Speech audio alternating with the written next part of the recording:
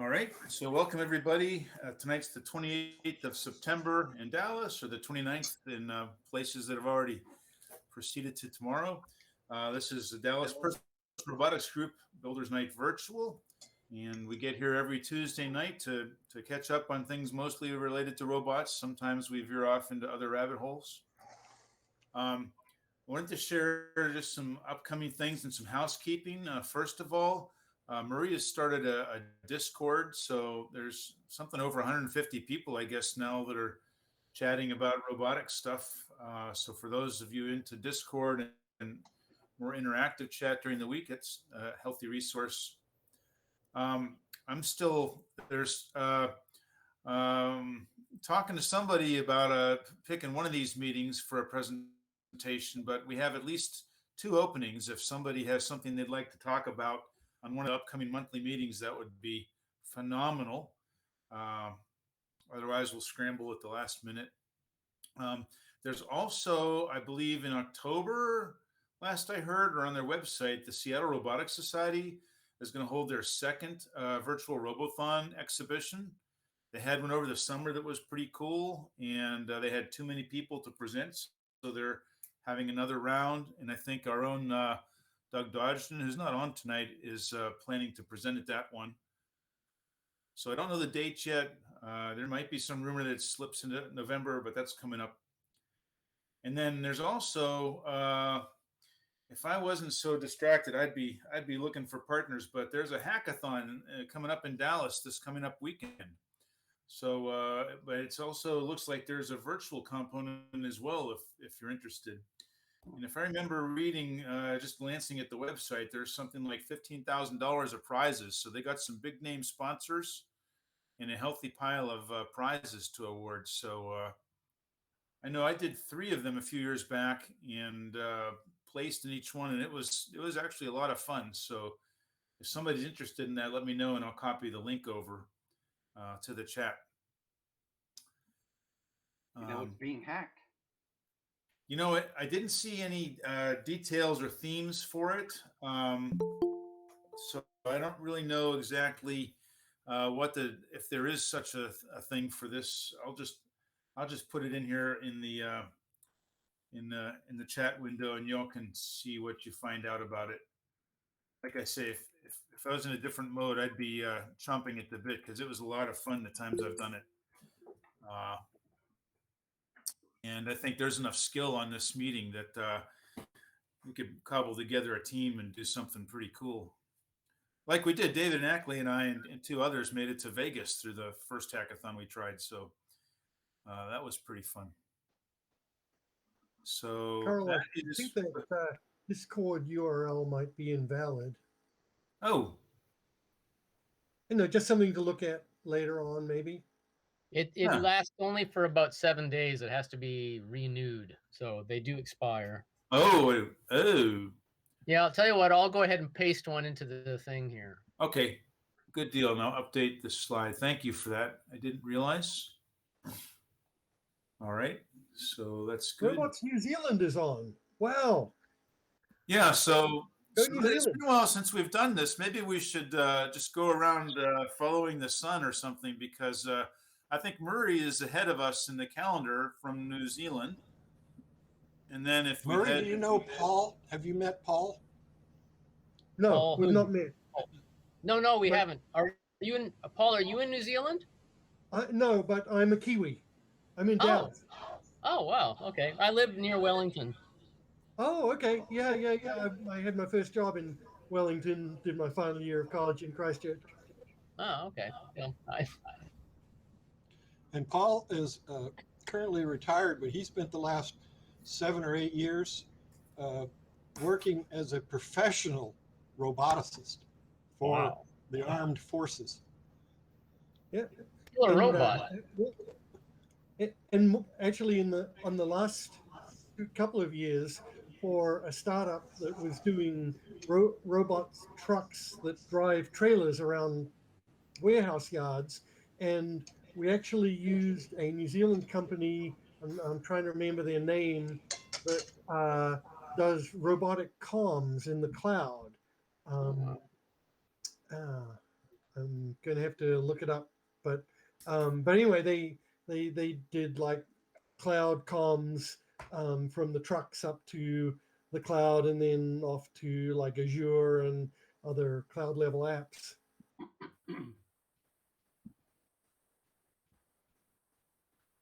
Yeah, so it's pretty cool. So we have Murray in New Zealand, then we have, I think, Chris. If we follow the time zones, we have Chris in Connecticut, we have Pat in Ontario. Then there's a whole bunch of us in Dallas. We could raise our hands in Dallas, a whole bunch of us, and then we go as far, and then Kareem, and then we go as far west as Iowa. No, Seattle. You forgot Ted. Ted is is it Iowa? No, Denver. It is Colorado. Why am I? I'm just. He's in the same mixing your he's in the location. same time zone we are. Yeah.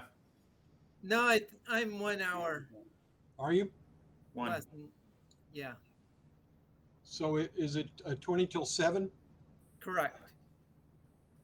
I don't think we have anyone further west tonight. So anyhow, well, that's who we've got online. And before we started, we agreed that we'd start off with David and then Murray, and then I had something, little show and tell, and then after that, whoever wants to jump in can jump in. So with that, Mr. David, what you got? Well, this is let me put my food away. This is a follow on from something you, Carl, said last week. Oh boy. When I was looking at those plots of the PID controller plots that I showed. Yeah. And at one point you said, well, is that response you're seeing, isn't that just underdamped oscillation of the controller? And I immediately said, no, that's not what it is. It's the point I'm trying to make. So then that kind of threw me off. And so I spent the next couple of days thinking about it. Oh, good. And I said no. Can I actually prove no? Which is very different. So I ran some more tests this week. And as you guys probably know, the best way to look at the response of a PID controller is to look at its response to a step function. And so what I did, if you guys remember what we were doing last week, I had set the robot velocity up about as high as I can, which is about 80%, and then set it to stop real abruptly.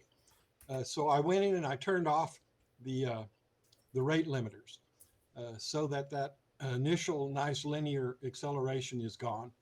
And let's see, what do I do here? Present my entire screen.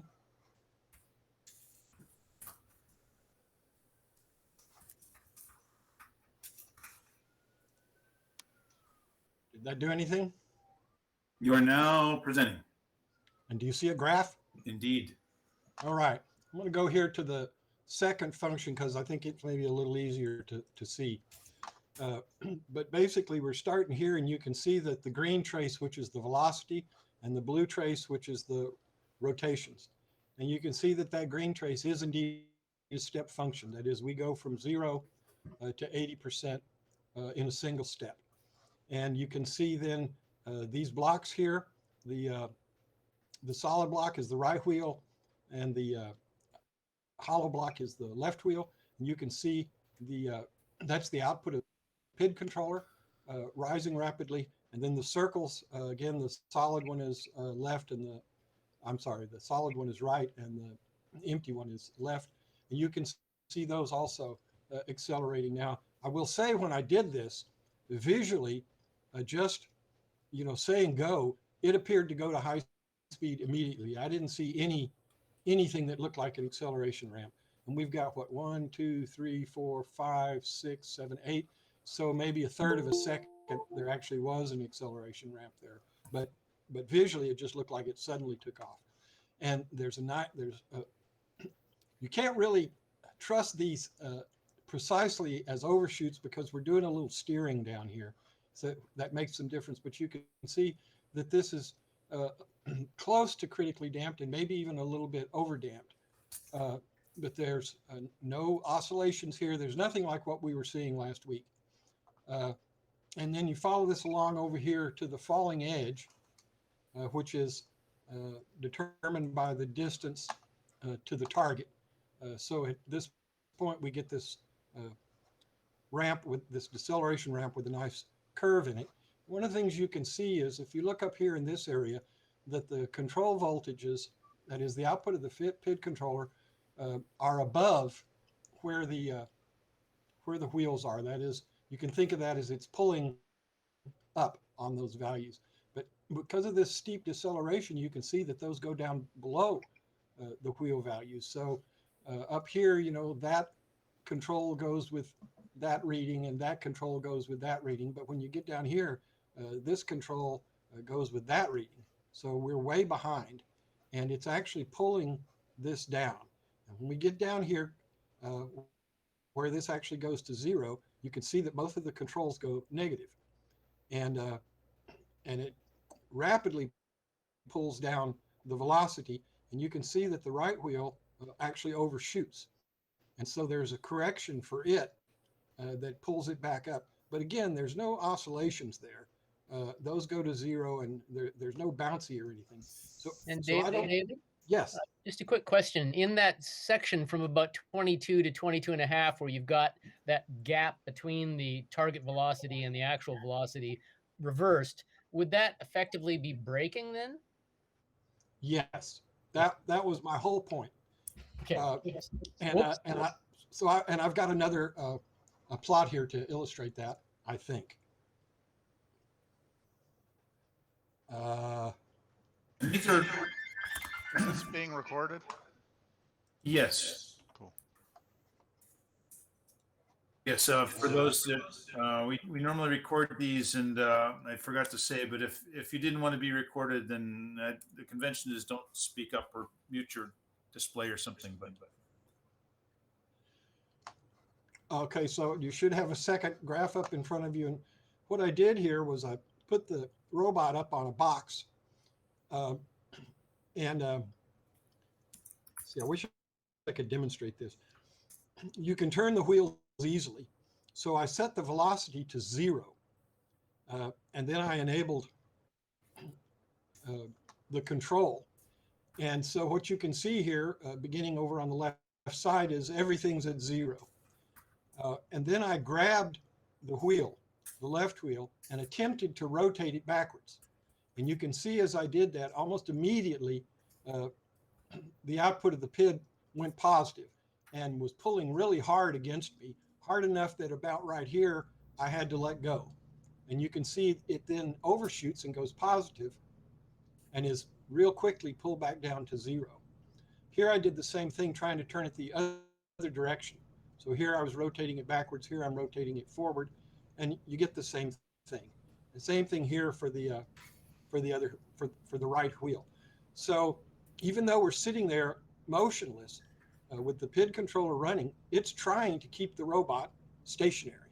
That is, if you try to push it forward or try to pull it backwards, it will resist that mightily. And when you let it go, it will actually recover. You can see each one of these, it recovers in the opposite direction.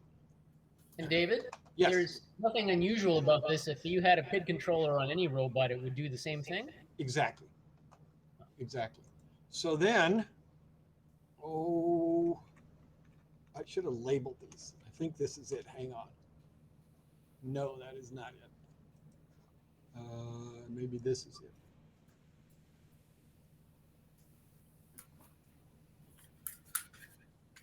Yes. Okay, in this case, what I did was I set the velocity really low. I set it to 20% full speed. And so here's 0 down here where the blue line is, and here's the control, the input control saying 20% full speed. And here we are running at 20% full speed, both of the wheels about the same. And then I grabbed a hold of the wheel to try to slow it down. And you can see that I do, in point of fact, slow it down, but that the PID controller output starts ramping up, fighting against me. And by the time it gets to about right here, I can't hold on to it anymore. It's too strong. And I let go. And so we get this poof where the thing goes forward. And I'll come back to that in a minute. And again, there's no overshoot or anything. The response of the controller is very smooth, and so is the response of the wheels. Well, here I did the same thing, but in this case, I'm trying to turn the wheel faster than it needs to go. You can see here I went negative in this direction. I'm going positive in this direction. And the control then shoots negative to try to slow the wheel back down. And about here, I couldn't hold on to it anymore. And so it corrected. And again, I don't see any problem with what the PID controller is doing. So my point here is that the PID controller tries to keep the robot at a constant speed, whether that's speeding up or slowing down. So if you were to drive up a real steep ramp, you would see that the voltage go way up trying to maintain a constant velocity. But when you hit the other side of that ramp, as you start to go downhill, it'll pull down. And as I showed previously, it'll even pull negative if that's required to get the robot to slow down. So this was my thesis, that the PID controller itself supplies electric braking. And with that, I will stop presenting. So, Yeah. David, just thinking about what you're showing there, your input is a speed request, but it seems like the robot is actually controlling wheel position as opposed to speed per se. And you see, is that correct? I don't think that's the case. The PID controller input is velocity. And when the PID controller reads the wheels, it differentiates. So every sample, basically it just zeroes the count each time it reads it. So you can think of that as a change in position or as a change in velocity. Depends on how you're using it. And I'm using it as a change in velocity. So what made me think that, David, was when you showed a zero velocity input and then you rotated the wheel a little bit and it fought backwards to push it back to zero. So it wasn't actually trying to maintain the speed at zero, because if you would have moved it forward and stopped, it would have pushed it back again still. So it seems like it was actually trying to return it to the original position. Thus, my question about, are you really controlling to position or to speed? in this particular case, since the speed is zero, it is position. Does that make sense? That is, normally what I'm trying to do is maintain a constant velocity. So if it hits a ramp, going up the ramp, it will increase the voltage in order to keep the velocity constant. And when you come down the other side of the ramp, it'll decrease the voltage to keep the velocity constant. Okay. It would work the same if you were using it in position control mode.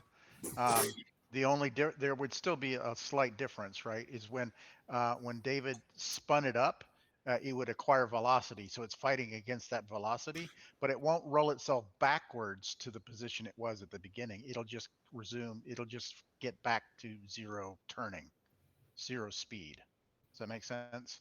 If it was a position controller, then it would also rotate backwards to get back Right. to I the thought that original was what position. I must have misunderstood the graph. I thought it did rotate backwards, but Yes, it does, but essentially it's, let me pop that back up again. It's It's more not, of an it's not overshoot. positionally backwards. It's an No. overshoot. It's an overshoot, exactly. So I have a follow-on question. I see that you have done a PID and all PID is essentially correct. And you said there is a position set, the velocity set, the velocity changes, and the PID controls to bring it back to the velocity. The speed, but one thing I saw is that it doesn't overshoot too much. There are not too many oscillations, and that goes to the tuning of the PID constants in such a way that there is not oscillations and there is enough inertia in the system to come to the right value pretty quickly and return back. So in the particular experiment which you did you spend time tuning the constants of the PID controller? That has all, Kumar, that was all done some years ago. And so one of the things I was trying to do with the first graph was to convince myself that changes I have made since then have not affected it, and I believe they have not. Let me put this away. Here we go. Is that it? Yes. So my question was not specific to the experiment you showed. I'm curious to understand that there are various techniques people talk about tuning the PID constants. And I just made my first robot. Oh no, not no, no. Sorry. And the question really was, okay, I'm a kiddo here, so I'm going to keep quiet. No. I did not mean to shut you down, but this has been like one of those places where we go down the rabbit hole all the time on this one. Okay. There's I about not 3 months. rabbit hole, but the question I had was, and it doesn't have to be answered in detail here. I just had a simple robot. I just said try forward, and it suddenly started steering left. That's my first robot doing a movement. And that obviously means that from a velocity perspective, the left wheel is going faster than the right wheel. Now, if I want to do any control and do PID control, obviously I need to add encoders and measure the velocity.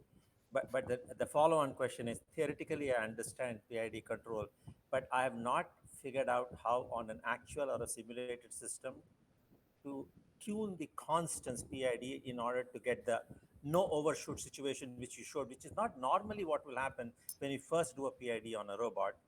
So the question is, at some point of time, maybe there are pointers you guys can pass it on to me, and that will be helpful to me. I can maybe do a thumbnail of that. This particular robot, the PID controller is actually a PD controller, a proportional and a derivative. And the output of those feed an integral. That is, it's accumulated or integrated. And that integral is actually the voltage for the motor, or it becomes the voltage for the motor. So when I tune that, basically turn the derivative function off and kick the proportional gain up. And what you'll find is with the proportional gain too high, you overshoot your set point and it oscillates. And it might take quite a while for that oscillation to damp out. But it gets to the set point very quickly. With the proportional gain too low, it will take a long time to get to the set point, but it doesn't oscillate very much. So neither one of those is what you want. What you want is for it to get to the set point quickly and not oscillate when it gets there. And so the tuning is that for this one is that basically you start adding in the derivative value, which serves to dampen the oscillations. And it's an iterative thing because as you turn one, you've got to adjust the other. You can't turn one and get it right and then turn the other one and get it right. They interact with each other. And I found it very useful to plot them, like the plot I was showing, so you can see the response. And as I said, if you look at that response, the normal terminology engineers would use, or physicists for that matter, when you describe something as being critically damped, you'd expect to see it overshoot once and undershoot a little and stop. That would be critically damped. Underdamped, it would oscillate a whole lot. So as I say, I think I'm a little beyond critically damped. I'm a little over damped because there's really no oscillation at all at those corners. And some of that, and we've talked about this before, there's this idea that there is a correct way to adjust the PID controller. And people will give you formulas and there's lots of different ways to go at it, but there's actually an aesthetic component of that, which is what do you want your robot, how do you want it to behave? Do you want it to be very angular and very quick, or do you want it to be very graceful and smooth? And those are things that you just have to decide. What is it that I like? What is it that I'm after? I tend on my robots to think more like a dancer. I like smooth things that integrate with each other. But there are some that want real quick, rapid, precise movements, which is also very cool. As I say, so the idea that there is a single proper way to adjust it, I think is oversimplified. What you want to adjust and what you want to accomplish is everybody's decision, quick or graceful. But the methodology of tuning the constants to meet your objective, I guess there is some method there and some science there. And I've studied this long back in school, but I've never done it on a robot. And the intention was not to take it down a rabbit hole, but just get an understanding of what the process may be. But thank you, David.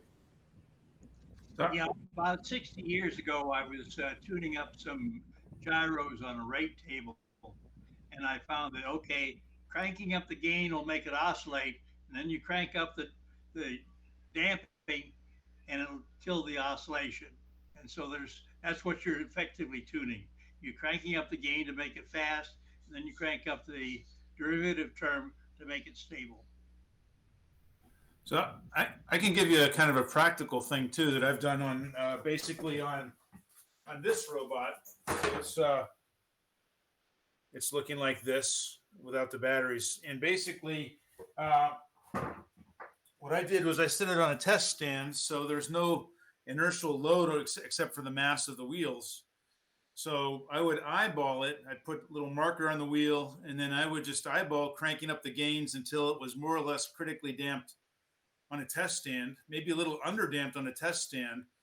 Then I would sit it on the floor and do the same thing, because then with all the inertias, then underdamped becomes overdamped. So I would get the first kind of cuts at it, just open, unloaded, and then load it down and dial it in a little further, just by eyeball. I would agree with that. And as I said, I like to graph the things and look at them and see what they're doing. But ultimately, you don't really care what the graph looks like. You care how the robot is behaving. And in a thumbnail, what you'd like to do is run the robot real slow, because that's when the PID controller is doing most of its work. And then reach down and grab the thing. It should pull against you. And when you let go of it, it should slow back down real quickly. And so those things you're tweaking will adjust that. Will adjust how quickly it will respond. Also remember that the PID controller is not only responding to the commands that you're giving it, it's also responding to whatever the wheels are doing. And so you might want a command to have a nice smooth response, but at the same time, if the wheel drops down in a hole or something, you want that to quickly respond.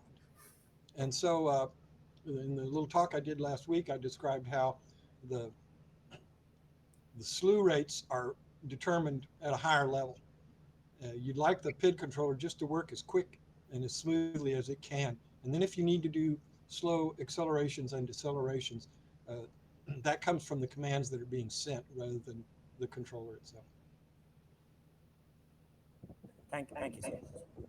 And David, I think if you remember, I guess it's almost 2 years ago, or whenever I kind of started my journey, I had originally integrated the slew controller, or the slew limiter, I should say, into my PID controller. That was my first implementation. And that did what it was supposed to do, but then I had tied everything too tightly together. And so, as you said, I've pulled my PID controller now is purely a PID controller, and my slew limiter is now a separate Python class. Also easier to adjust that way. You know, you get so many different variables. And as Carl pointed out, the response on the stand is not at all the same as response sitting on the floor running around, you know, where there's real inertia and momentum and so forth to deal with. And even if you think about it, you have different environments of the robots. If it's inside on flat floors, you might want to have a different behavior than you do out in the woods as David takes his up into the mountains. Yep, I think that's true, but at the same time, you'd like the PID controller. I mean, that's what it's supposed to adjust for. You know, so if you have a little robot on a nice hard floor running at 20% full speed, when you put that on a carpet with a lot of friction, it should still run at 20% full speed. The PID controller will just be outputting more power to the motors to maintain that speed. I wasn't talking so much about altering the PID controller. I think you're right. I would never touch that, but I was suggesting that for up in the mountains, you would change the slew. Oh. I don't know that I ever have. Oh, okay. You said when it drops into a hole or something like that, you want it to behave differently than, let's say, it never drops into a hole on my floor in my house anyway. But, you know, when you have an outdoor robot, the whole definition of what is an obstacle changes. Hmm. Things that you'd try to avoid indoors, you just run through or over. Well, Cats. if it drops into a deep hole, maybe you want to put some scream behavior in there. I love it. Well, Paul, I saw while I was making that description, you had a credulous look on your face. I don't want to. No, I didn't mean to. Oh, Well, you said Carl or Paul? Paul, Paul, sorry. Had to say again. Say you had again? a credulous look on your face as I was describing that.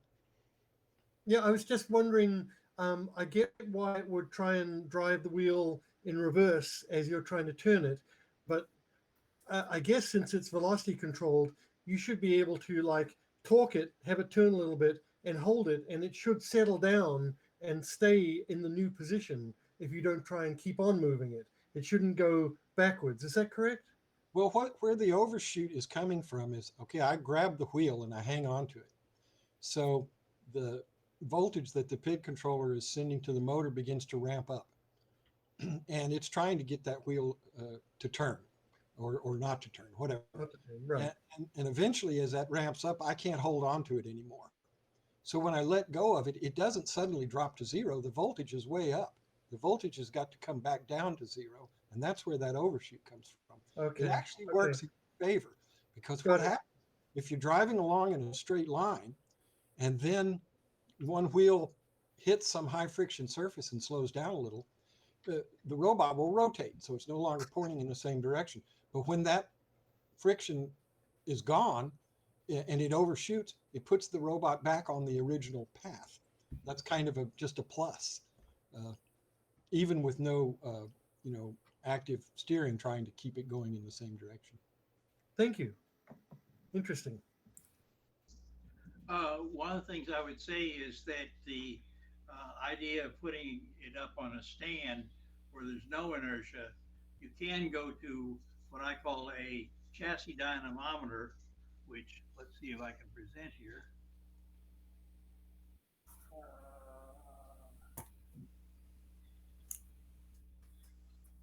Yeah, there we go.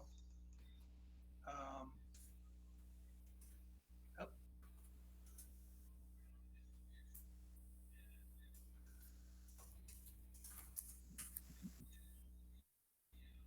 I'm not sure what's wrong here, but It's showing. there's the chassis dynamometer, and then let's see if I can show it with a robot on it. Oh, wrong thing. Go back to that one. That was the, all right, try again, Dave. This one. There we go. There's a robot sitting on the chassis dynamometer. And the mass of those discs under it are an approximation to the inertia of the robot. So mainly what you're gaining there is you can test the robot without having to run after it. Exactly. That's the whole idea. Okay. And in that one picture, I don't know if you noticed it, I've got 4 pots on the top that allow me to play with the speed, the differential, the position, and the integral. Are those two wheels? Are those two wheels of the dynamometer independent, or are they one? Yeah, independent. Okay, good. So if I understand correctly, the dynamometer simulates the robot, and you don't need the robot, and you can still, because of the dynamometer, understand how the robot will behave. Is that what you're saying? That's what I'm saying. Ah, okay. Thank you. Well, No. you still need the robot to run it, right? Right, but what I'm Yeah. saying is that the mass of these discs here represents the mass of the robot if it was moving. Mm-hmm. So I'm, if you will, simulating it moving, so I don't have to run after it. So instead of the robot actually moving, and that changes certain inertia and dynamics, the robot now is static, but because the dynamometer is there and you're controlling the dynamometer, it seems as if the robot is actually moving, but that part of it is simulated by the dynamometer. Right. By these discs here, who have a which their inertia of those discs is roughly the same as the inertia of the robot if it was moving. And Dave actually sent to the mailing list one time, he gave us the equations to help calculate the size of those discs and how much they should weigh. Correct. Tomorrow I was just going to show, if you could see my robot sitting here. This is what Carl was describing, where it's just up in the air and the wheels turn freely. And so you could adjust things there, but it's not real because it doesn't take into account the weight, the inertia, and so forth. Can you effectively use that to also simulate a turn? Is the model appropriate for simulating a turn of your robot? You're on mute. You mean Dave Ackley? Dave, your mic's off. I don't think you can hear us either. Still off. Mike's still off. Sorry. There you go. Yeah, the mass of each of those is half the mass equivalent of the robot. So if it's turning, it's spinning those in opposite directions. So they're on separate axles. They're not coupled, are they? No, they're on one axle, but they're not coupled. They're spinning independently. So it would then, however, if the math works out, then it sounds like it should be able to provide a simulation of the turning inertia of the robot. Yes. Well, I would think that, yeah, it might be able to accurately simulate the robot spinning in place, but there might be a problem with the simulation of an actual turn, though, wouldn't there? Well, no, I don't think so. You just have both of them going. You have both of them going at a certain rate, and then when you turn, one will go faster, the other will go slightly slower. So Right. that's the equivalent of sitting still. One would go forward, and one would go backwards.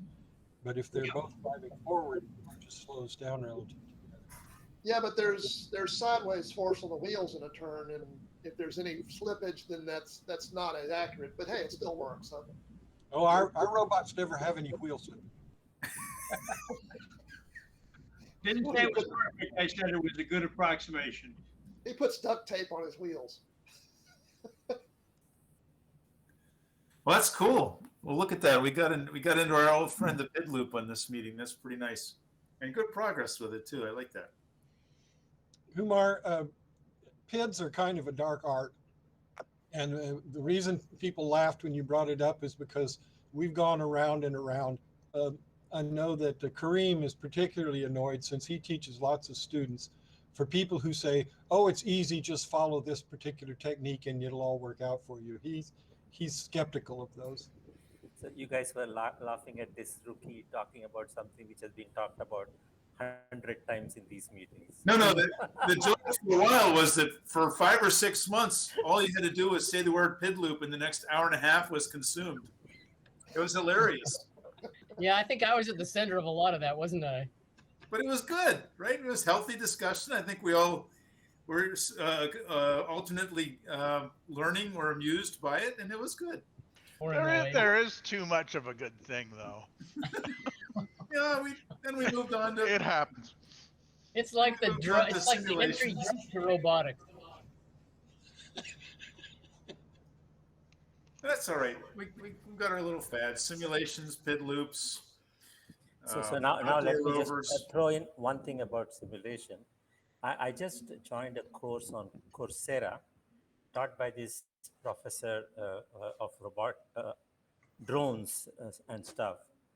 And the first lesson he starts is with a simulation of a quadcopter and what should be the values of the PID constant in order for it to not overshoot. And I had no idea what I did. I just kept on changing P constants, I constants, D constants, knowing fact that capital P is going to create oscillations if you increase, and D is going to dampen. That's the only thing I know. But when you do the simulation in MATLAB, it fairly quickly converges as long as the underlying quadcopter is being modeled properly. Here we are talking of PID tuning with actual robots. There it was with a simulation in MATLAB, but that experience was there. And then today, the meeting, David started with PID. So I was like, I need to figure this out. Very nice. Just a very simple way to look at it is if you're running open loop, that is, you're just telling the motors to run at a certain speed, you have no idea how fast they're going. And one step up from that is to actually know how fast they're going and try to adjust the voltage up and down for a required velocity or location. There's a lot of other pieces, and I've said before that PID is really kind of a tool bag. There's lots of things you can do. There's a feed forward, which I think Chris does in his PID controllers. Depending on how fancy you want that feedback loop to become. But at its most basic, it's just a P term. All PID controllers have a P term no matter what else they have, which is just the error between what you want and what you have. Yeah, and like I said, 60 years ago, I found if you turn the gain up, it'll eventually oscillate, and you turn up the dampening and it quits. Nice and simple. All right. I think we had Murray, you were next, and I was on deck after that. And then we need whoever wants to jump in after that. So Murray, what you got? Three things. I'll start with the simplest one. On our personal robotics Discord channel, there's a group of us now discussing the idea of having me work with them on developing a motor controller board and getting into EagleCAD or something like that and actually designing a motor controller board. And I'm skeptical that this can work, but I'm going along with the idea. One of the things that I have discovered is and you others may have found, is SparkFun sells a small board called a micromod. And there's 6 different MCUs you can get: RP2040, STM32, ESP32, SAMD51, Artemis, and one other. Anyway, there's you can choose the processor board, and it uses an M2 connector, like a memory connector, and it plugs onto a carrier board, and they sell 6 different carrier boards. And so, and one thing about SparkFun is they publish both the schematics and the EagleCAD diagrams for their boards. So you can, and they even encourage you to go ahead and build your own carrier board. So the idea I have is to choose the STM32 because that's an I2C slave implementation, the only one as far as I know, and use that micromod board and a carrier board that we would build or design and build. And that would be the carrier for the STM32 plus the motor controller. So that's kind of an interesting idea that we're exploring right now. Number 2 is... Murray, can I interrupt you? Oh, yes, please. Since there's so many motor control boards out there, what was the motivation for this? Well, the thing is that if I have a motor controller that I've been using, which is the Thunderboard from Pyborg, and I was planning to use it, but it's expensive. And they sell a cheaper one that's 32 pounds. It's still pretty expensive. And I need 3 of these for this Mars rover that I'm building. And so the idea was first to save money, but the other side of it was the idea of sort of I think the RoboClaw, that if I could make a MicroPython based motor controller, I could port my PID controller over onto it.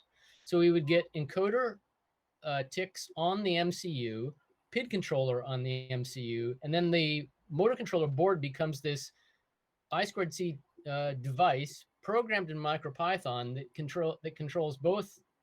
I should say it receives the encoder ticks and runs the PID controller. So it's kind of a nice package all at once. And you can buy those, but those are $80 or $90 minimum, I think, for something like that. The RoboClaws are very expensive. Well, the other motivation too is that several of us have really kind of liked the idea of a collaborative effort, and that everybody learns something from it. I mean, as Murray pointed out, he'd love to have a motor controller that just does exactly what he needs rather than rely on what's off the shelf. But he doesn't have the time to expend on a complete side project where he'd have to ramp up and learn EelCAD or KiCad and do all the other things. Well, some of us already have that knowledge, and we can learn something too from it as well. So, and everybody kind of gets a little bit something from the project, either learning or an actual usable product, or saving money. Yeah, and I have to say that John has been one of the people, as we've heard before in this forum, John's been one of the people in this group of about 5 of us pushing for this idea of collaboration. And for me, I could go out and spend the money and buy three motor controller boards, but I'm open to the idea of seeing that we might be able to collaborate. And I'm a graphic artist. I wouldn't mind doing the graphics on a board, and I don't mind learning to do how to to do this. Actually, send it off to JCBC or whatever that one fab shop is and have them make the board. It sounds like an interesting project. And if we can do it for, let's say, under $30 or under $20 a board or something like that, it'd be great. So anyway, number 2 is I have made progress. I am building a Mars rover, but in the journey towards that Mars rover, I'm going to make a non-Mars rover that uses only 4 wheels. And so this is it. I've got basically, this is my MR01, and I'll have an MR02, which will be the Mars rover.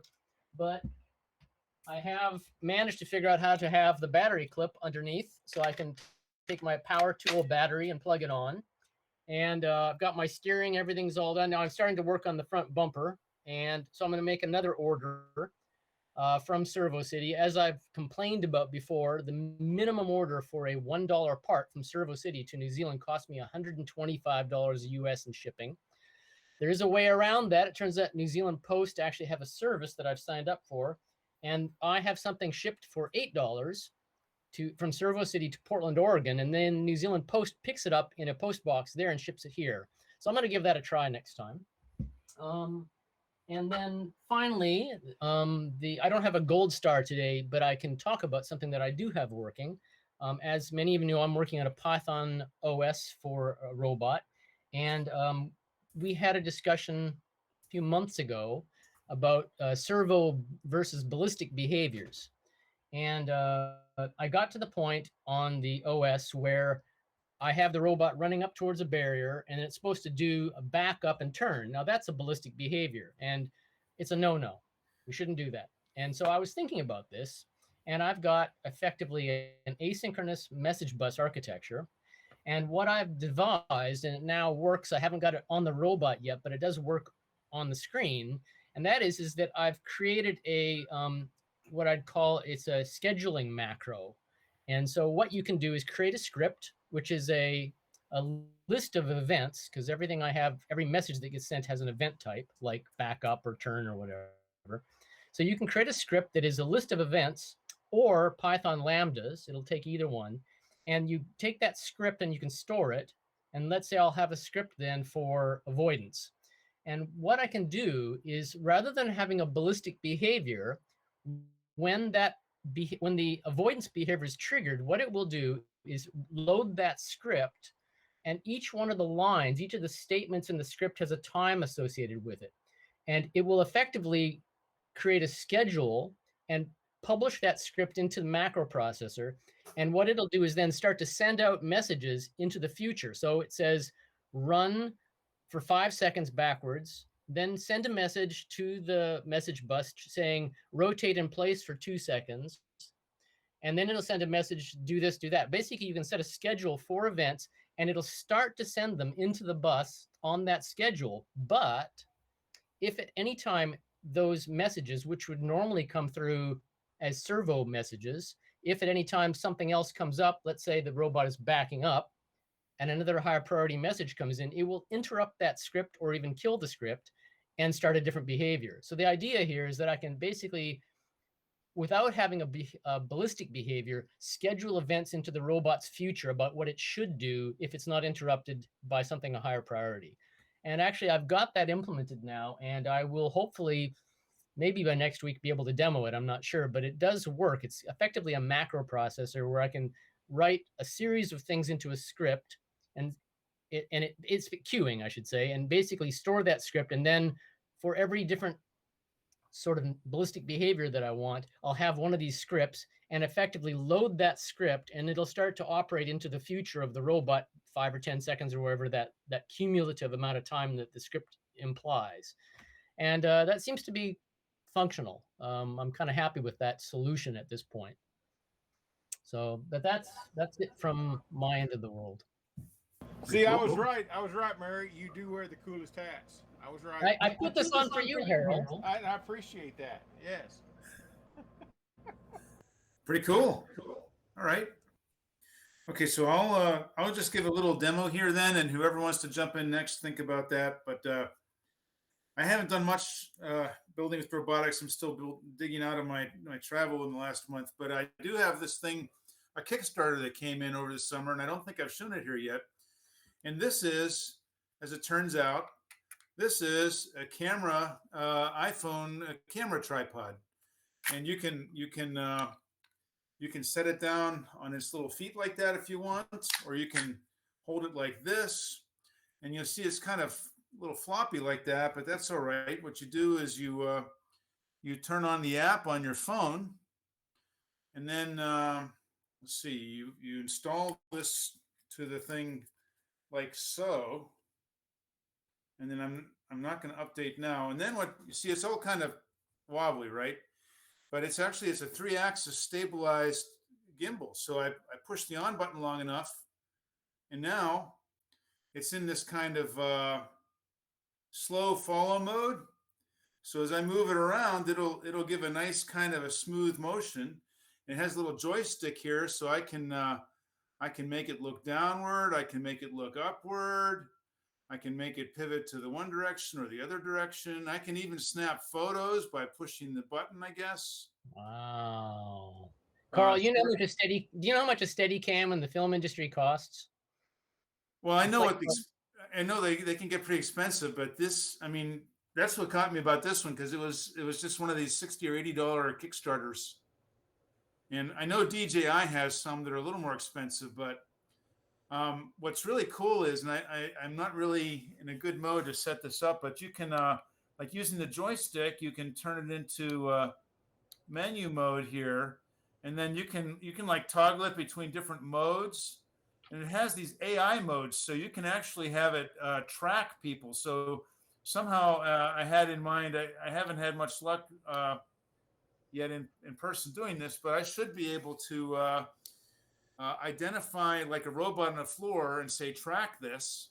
And then whenever the robot's driving around, it'll just automatically steer and track it and record the video for me.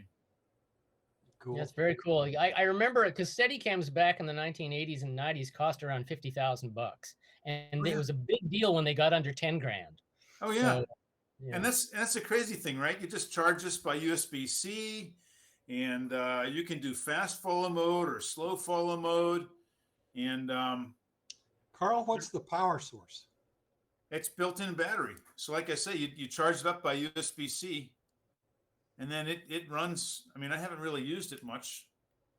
I keep bumping a button that disables it somehow, but and it's funny, the motors get warm after a while. I guess it's relatively well balanced, but this is an iPhone 11 Pro, and I guess it's a lot of mass to hold. Like if you want to have it way off center, it can be a lot of mass to hold it up like that. So it's kind of funny to feel the motors heat up after a while, but I think it has 3 brushless gimbal motors in there, and I haven't thought through where all the sensors must be, but anyhow, and then you take it out, and then you push the button, and it turns itself off. I mean, but isn't that just kind of cool, right? I mean, that's pretty cool. You said, Carl, you need to take a lot more. You need to take a lot more selfies, apparently. You know, and actually, it's pretty wild because I haven't played with this at all, but in theory, it has a mode for gesture control. So you can have the thing sitting on its little tripod mode there, and you can have it watch for your gesture. It gets people detection gesture, so you can have gesture that says, "Take my photo," like do this or do that, and it'll use the processing in the phone to then adjust the gimbal or then take a photo. So it's pretty wild. Carl, when you say that, I was just looking at a video today of the DJI Tello Edu, $129, and Yeah. it's a drone, and then when it is flying, it can do swarm behavior. Oh yeah. Where the two drones can talk to each other. And the thing which you talked about is get down. You move your hand like this, and it knows how to come down. So it does gesture detection as well. Oh yeah. $129 for one DJI Tello Edu.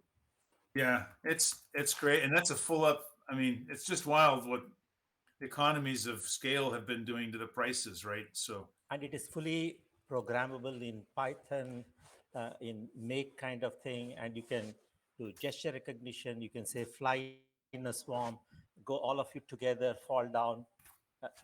But when you talk about gesture recognition, it just clicked in my head of some other place where I just heard about it yesterday or today, I think so.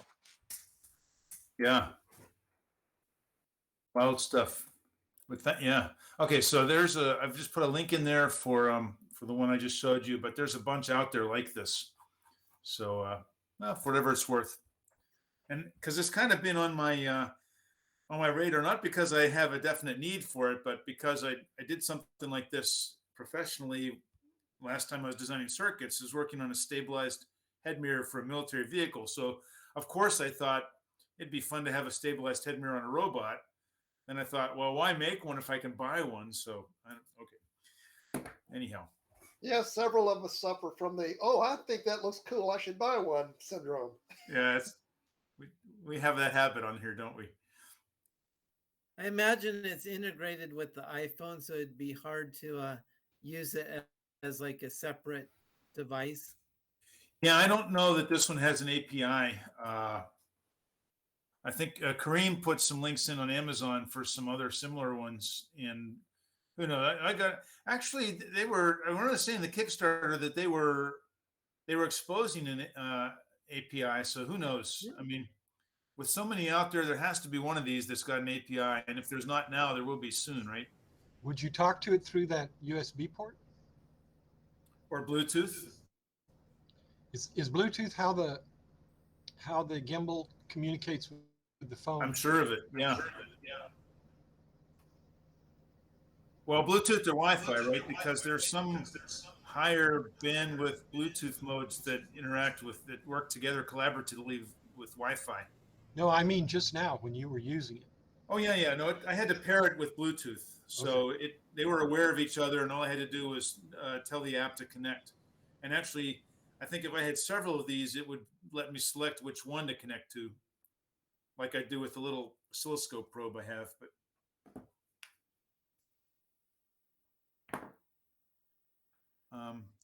okay, and Thelonier, thanks for for showing that link to the DJI Tello. So, my goodness, so many toys out there. All right, so who's got something else to show tonight? That was all I had to show. Good, Chris, Connecticut. What do we have up there? I have something real quick. Guys, hear me? Yep. For some reason, I can't hear you guys anymore. I don't know what happened here.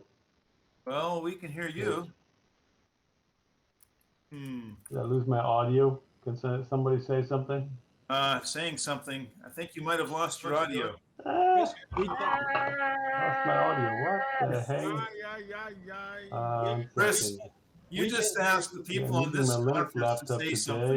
Think about that. Think about what that means. I had audio until like 10 seconds ago. Oh man.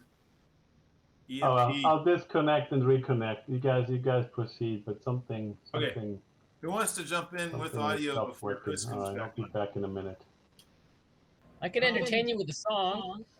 Yeah, we can talk a little bit because me and Murray and Kumar have been having a pretty decent conversation between us all on the Discord and that kind of stuff. And welcome to the ExoMy world, to the Kumar sort of thing. And they're doing some kind of thing there, and I think he's doing all right. And Harold, what you got? You got some progress this week? Yeah, I was really surprised. I was really surprised how much I knew about this ExoMy stuff when Kumar came up and started asking questions, and literally off the top of my head, I wrote like this paragraph or 2 or 3 of stuff going on about what you should do and not do, and what I was going to do, and where to look out for. And if you're doing that, that's great. But this is going what you're going to. I might know something. I'm like, I don't know about all that. Almost as if you've done it before.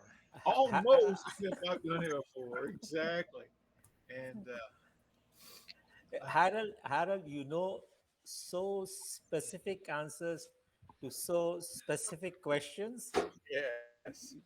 He's just being humble. He just knows exactly what you need to do for the exomine. Omnipresent going on here, you know. No, those came out of many hours of me saying what the, and not having a swear jar to fill up. Like I'm saying, see this glass of water here? I really should be on the back of my yacht drinking a drink with an umbrella in it if I'd only started my swear jar sooner. I'm just saying it would be there. But just to give credit where it is due, Yeah. I was trying to get Ross Melodic run on a Raspberry Pi, and Harold said, just go ahead and install Docker and download Exomine. I downloaded it, worked. Then I wanted to connect the RP LiDAR. It did not. He said, do the script with a -D instead of a -A. You do a -D, you go inside, I'm seeing the RP LiDAR. Yeah. Whatever you did, however you did, Harold, you have it in the back of your hand. Here, let me explain that to you. The -A that you use to get some stuff going in the there's a -S that's not documented, but it's in there, that turns off the -A stuff. The -A gets on and sets up your system to, at boot time, to spin up a Docker container and all the stuff you need to run, right? But when you're doing development, when you're trying to do the LiDAR, you don't want that to happen. You want to spool it up in the development mode. That way you just get a Docker container with all the bits and pieces in there and a shell on that. If you shell into it, when you exec into it and those sorts of things, you need to look into that entry point stuff and look and see what commands it's running, because ROS is highly dependent upon environment variables to do almost anything you do, specifically with path and that sort of thing. And those bash scripts they're running there are setting your path so that when you type ROS launch or any of the other commands you got going on there, it knows where to go find those things for you. And I just had this really evil idea, which is that we should, since this is a recording, we should take what Harold just said, create a transcript of it, and then hire an opera singer to sing it. With you on the ukulele? Okay. Yeah, sure. I don't even have my pointy hat with the horns coming out of it, man. What are you talking about? You can do the singing. Okay. No, I'm not a singing thing, but there's a lot of little gotchas like that. And also, if you haven't found out, Kumar, the biggest gotcha is persistence of your modules, because what's going to happen is, because the way it spools up that script spools up things, if you install something on that Docker container, shut it down, reboot, various things. Depending on what you do, you may get a fresh copy of that container, which won't have any of your modules in it at all. I think you gave the guidance when you sent an email saying, load the information you have in what is called a persistent volume. Yes. And a persistent volume is a volume in the root storage, which stays even if the Docker container goes. So when a new Docker container comes, it can still read everything. Yep. So I got what you said, and I need to figure out how to do it, but thank you. If you'll look into in that startup command, as you're running Docker, at the very bottom, it's going to say Docker and a bunch of command line parameters. And the link I sent you was to my GitHub repo and branch, where I'd added things to that to mount extra volumes for those modules. So I saw your GitHub. It's got all the details. Awesome. Yeah, it's got pieces in there. You're gonna have to futz with it, because ROS is a heavy load. That's just all there is to it. I mean, Chris will agree with that. I'll agree with that, and probably pretty much everybody else has seen me bang my head into this thing over the last year and a half or so. It's a heavy load, but I think there's some benefit to it once you get a handle on it. So you prevented me banging my head as much as I would have otherwise done. If I can help, I will. The other thing that I've been working on, by the way, is a side project for my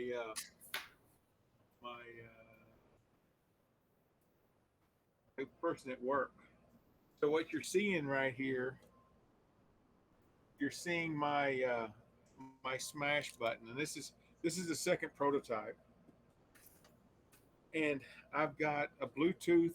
This is connected only because I'm doing Circuit Python, Murray. You should be happy about me. I'm doing some kind of Python stuff. It's crazy.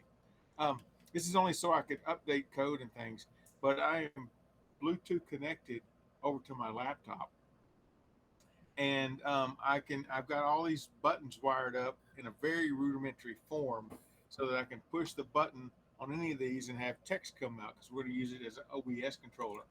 Eventually, that's what my president of one of my enterprises would like to have happen.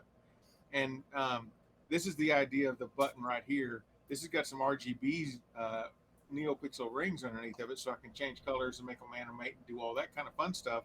Had this whole thing hold apart, and again, this is the next iteration of it, so we can test out the Bluetooth and all that sort of stuff.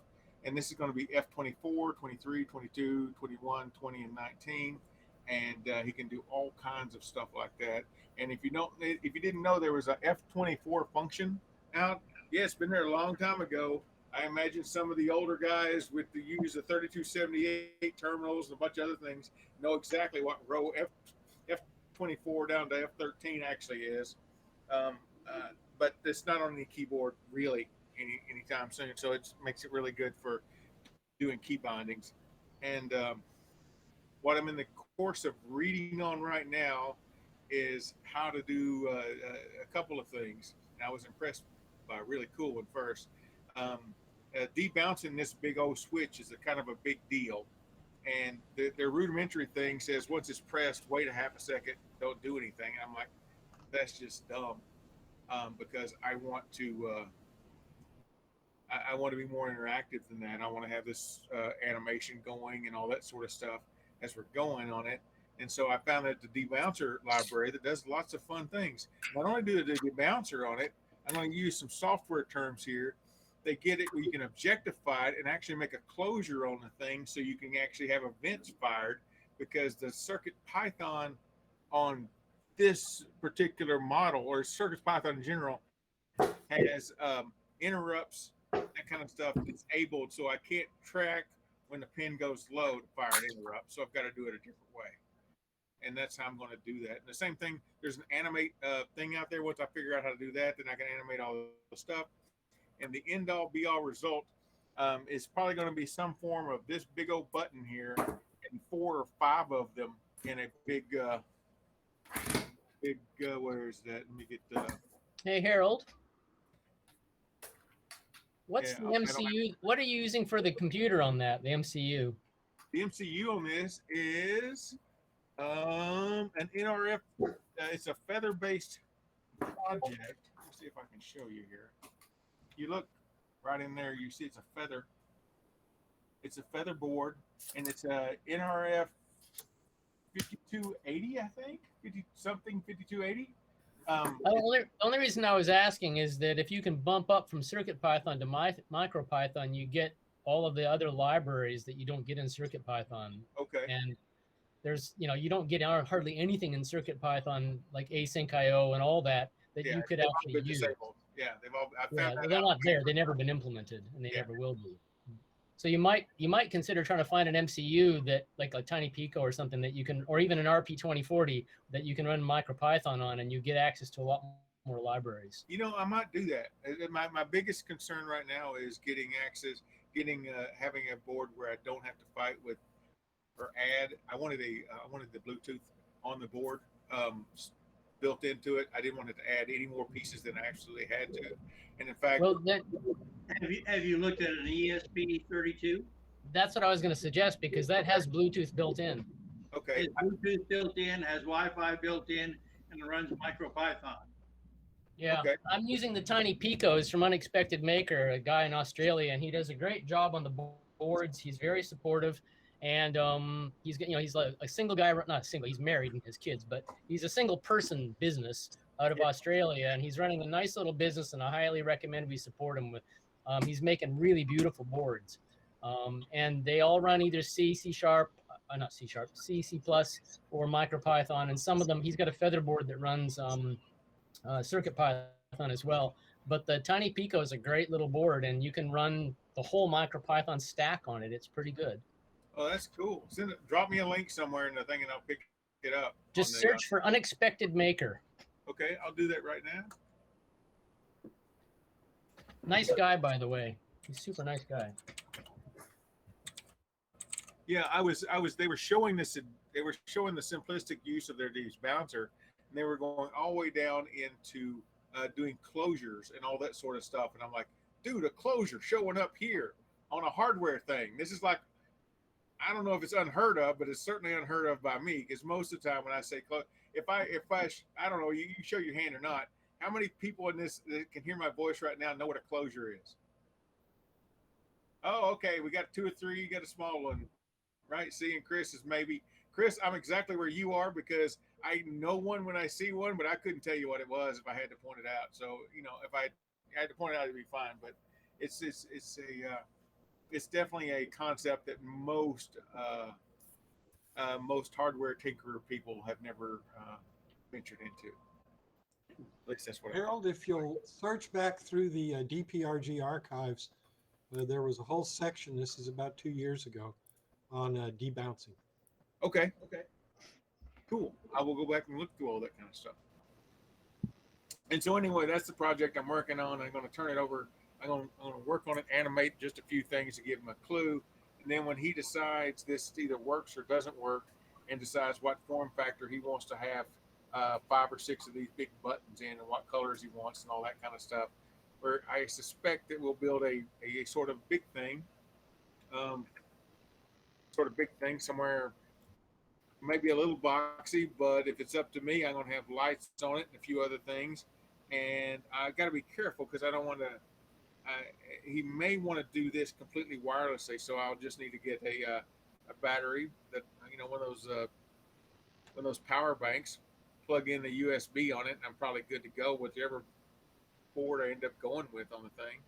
And then he can just walk around with it. And, you know, they got a big thing coming out in November, and it's like they want to be able to say something, smash a button and have a sound go off, or gong show thing going on, or something along that way. So it's going to be a bit crazy when that gets said and done. And so I don't think this, even though he's been around the tech a while, I don't think he's actually.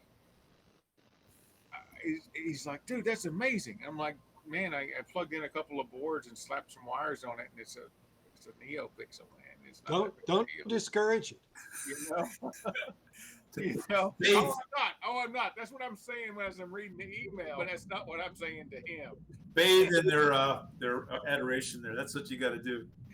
The other thing you might look at is the Wiimotes modules.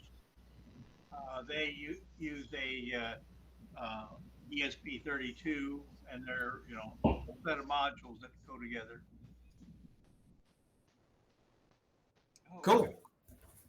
I will check those out. I got the Unexpected Maker up right now, and I'll be poking it around a little bit. Like I said, I came across the Wiimotes a couple of years ago, and they've got a whole set of modules.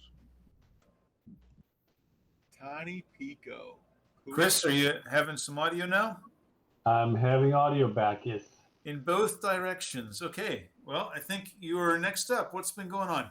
All right. So actually not that much. So this will be brief. I've spent a little bit of time just cleaning up whatever mess of code I have, which is just kind of, you know, miscellaneous compilations of Python codes. I spent a bit of time documenting and cleaning up and making it run, you know, on the RAS and not on the RAS. So that's mainly what I'm doing right now. But I also did this diagram that I'm going to show here in a second.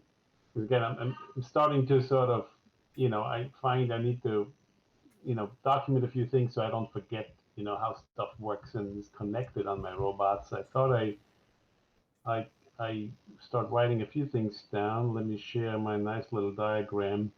And we've talked a lot about,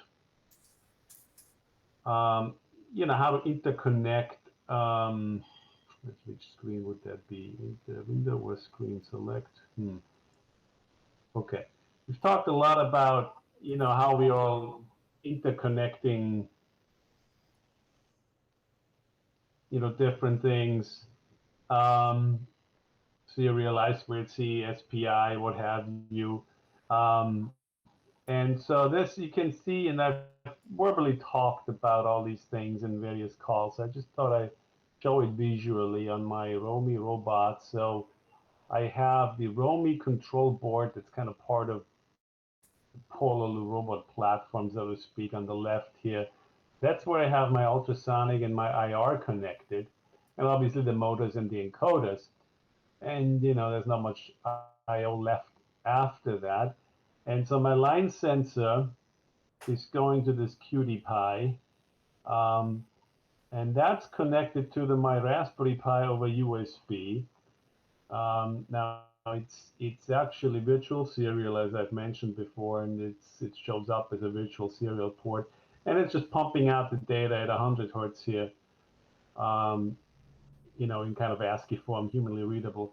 That QT Py is also servicing the BNO85 over I2C, collecting that data, and again, it's just every 10 milliseconds that QT Py is spitting out, an ASCII string that goes over that virtual, serial port. The Romy control board itself also is connected over, well, a combination of I2C really and USB. I2C is what kind of comes out of the box, so to speak. But I found that to be unreliable, so I'm using USB also here now to stream the data from the Romy control board over to the Raspberry Pi. Okay, similar idea, humanly readable ASCII, comma separated values, just flying across at 100 hertz and then picking it up on the Pi. And then the only other thing left right now really is my LiDAR, and that's going in over the real serial port now. This is the only actual UART I'm using, and I'm connecting that to the what's usually used as the console serial port on the Pi, and the Pi is putting out some PWM signal to control the motor speed. I'm actually bypassing completely that little, I don't know if I have it in my desk, the little controller board that came with the LiDAR. And if you look at my camera feed, I don't know if you can see my camera feed, but the LiDAR actually comes with this little thingy here. You can see it. That's meant to be connected to a USB port, and then that little thingy, does the motor speed control. But you don't need to use that as like 5 or so wires coming out of the LiDAR, and you just go directly to the UART signals, and you can give it directly the PWM signal. That way, overall it was a lot less bulky than that other wiring harness that comes with it. So that's kind of, I don't have any other sensors going on at this point. On and off, I connect the camera and then disconnect it again. It just gets a little unwieldy sometimes with the camera and the flat cable. But right now, this is what I have, and again, mainly, working on cleanup and getting some of the basic infrastructure set up so I have all the data in all the right places. To put some more integrated logic together. I just have separate pieces. I can read the line sensor array and do stuff in some fashion, but then, I just don't have all the data available right now in one place to, incorporate in a single sort of control logic. So that's what I'm currently working on. Chris, one question. I do have the RP LiDAR on RPi, Raspberry Pi 4, and I also have the QT Pi and the BNO85. But you are showing a connection between the QT Pi and the Raspberry Pi over USB. So the USB is, you're running serial over USB between the QT Pi and the Raspberry Pi. Yeah, so many of these little microcontrollers you'll find, are support native USB, so there is not an FTDI chip or something like that on the QT Pi or the Polar Romy. They all have microcontrollers that natively implement USB device functionality. And, transparently to you for the most part. On the QT Py, I just use the Arduino framework. More or less behind the scenes, baked into that is a USB device driver that presents itself as a virtual serial port to the host to which you connect it. So the host is the Raspberry Pi, the QT Py is the USB device, and they both agree, okay, well, we're gonna do virtual serial, and then on the Pi it just shows up as a virtual serial port. Okay, so it has nothing to do with UART. You get some of the same functionality because you can sort of control the baud rate, but it doesn't actually do anything. Some devices, however, use the information. If you set baud rate to 1200 baud, for example, some of these devices use that as a trigger to go into bootloader mode, right? That sort of thing. But apart from that, settings like baud rate and bits per byte and whatnot, are irrelevant. The data is going to go back and forth, which, however fast USB and your devices can support it. But it's a pretty standard way to talk to a modern device, a modern microcontroller that has USB, baked into it. Chris, are those TTL signals or? Yeah, you are going to the LiDAR, that's 3.3 volts. So this is directly going into the raw UART pins on the Raspberry Pi, 3.3 volt logic level. So it's just raw UART peripheral pins on the Pi. So there's no level shifters or anything? Not necessarily, because the LiDAR is also doing 3.3 volt logic with the UART. And then with the PWM, I can control the LiDAR speed, crank it up to 20 hertz or what's that, 720 RPM, I guess, yeah. Or as low or high as I wanted. Again, I mentioned before, at 20 hertz or upward of 15 hertz, I'm getting a bit of vibration on my relatively lightweight platform. But so I can control that, and I have mechanisms in place to do that. Can you guys still hear me? I just crashed. No, I can hear you. Yeah, I don't have a mouse, and all the pictures are frozen. But the echo from your screen has slowed down, it seems. So again, this is more of a so I can kind of keep track of what I'm doing and connecting. I should probably label a bit more details there in terms of what signals going to what pin, on some of these devices. So there's some of this detail that I probably should add, because if you look at stuff only an hour here, an hour there, you start forgetting things. Very cool. That's all. Looking good. A week of code cleanup and documentation. Well, that's hats off to you. It's so hard to pull away from the fun stuff to do that, but it helps so much, doesn't it? So, Chris, an architectural question. Yeah. So I'm just getting back into the hobby electronics, and you've got a whole bunch of devices there that I was not familiar with, but I see the B&O 085 is an IMU, and you also connected that line sensor. So what is the function of the role of the little processor? I don't remember what its number was, that sits between those two things and the Raspberry Pi. Is it just a like a data acquisition unit that exactly. I mean, that QT Py is I mean, again, some of this could have been just done going directly to the Raspberry Pi, but then Raspberry Pi is not that great with I2C. There are some issues that then pop up once in a while, and you start banging your head against the wall. And so Raspberry Pi is not great with I2C. That's one reason why I put a middleman there. And then, for something like that that line sensor array, I mean, so I got 8 analog signals. Well, I don't have enough analog pins on the Raspberry Pi, and those that are there are only 1.8 volt logic.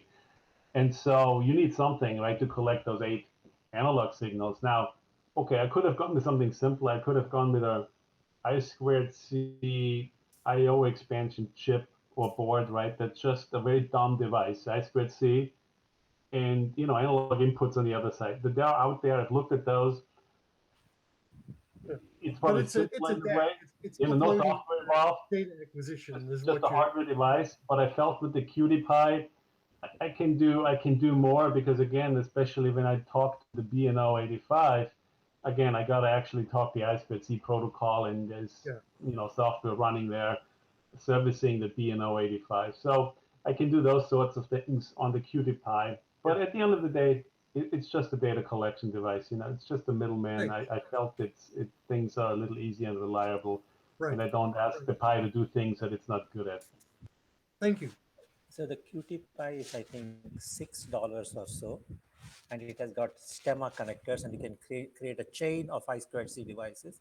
So at that low price, instead of loading the Raspberry Pi with all those functions, you can have an intermediate, does all the collection, and let the Raspberry Pi do the higher stuff.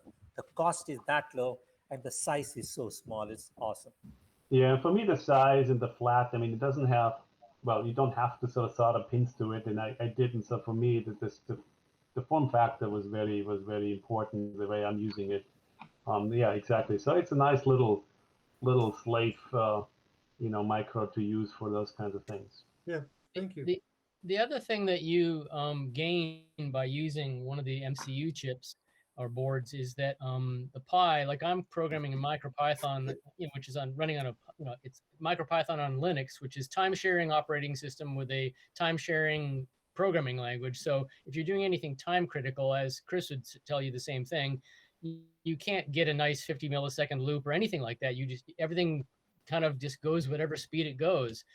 Whereas on a MCU, you get nice, clean timing pulses and nice, clean timing of the whole board. And so for me, I like to offload as much onto these MCUs as possible that are time critical things like sensor timings, like ultrasonics, things like that, and take the load off the Pi, but also use an MCU to its best effect as well. And because they're so cheap, I mean, like, you can get a RP2040 for like $4 to $6. Offloading that to a different board is great. The only problem, which I think Chris and I are almost on the same path on this, is how to communicate between the Pi and the MCU cleanly, effectively, reliably. And I've struggled with UARTs myself, and you can only have a couple on a Pi 3. But that's basically my reasoning, is to have basically a real-time operating system in front of me along with the Pi. Yeah, I mean, I would disagree a little bit with some of your timing statements. As you know, Murray, I think you can get pretty good timing on the Pi, but yeah, it's. I think the only time critical thing in my setup, at least, that I would call time critical is really the ultrasonics, right? Because that's where you get down into the, let's just say, tens of microseconds matter, right? Otherwise, you start getting pretty inaccurate data. Everything else is not all that time critical, right? I'm doing things at 100 hertz, which is probably already overkill in some regard. So I would say, for me, the main reason was just, better way to collect all the data. But I haven't had any. Again, these are UARTs mostly, not virtual UARTs, not real UARTs, and I have to say I haven't had any issues so far with those USB connections, and most of those, all of them, are sort of my own custom cables, and really not paid a great deal of attention to the quality of the cables, I have to say. Just made a couple lightweight cables to, not keep things, to keep the bulk down. And I haven't had any issues so far with just, things randomly, not working. So it's And so you're running MicroPython and not ROS on the Raspberry Pi, is that correct? No, on the Raspberry Pi, I'm sometimes running ROS, sometimes just regular Python, going back and forth, and just not really terribly focused at times. But so I do both ROS and non-ROS. On the QT Pi, I'm just running C++ code, Arduino style code. Yeah. And on the Polo Loop microcontroller, that's the blackboard. And sorry, I don't have the thing up anymore. that's also just running C++ code, basically using the Arduino framework and the APIs and libraries that are provided with that board. Thanks. Cool. All right. Good update. So what's next? Anyone have something else to bring up? I can show something. So what you got, John? Surfing the web, so I'll show you what I found. Let's see where.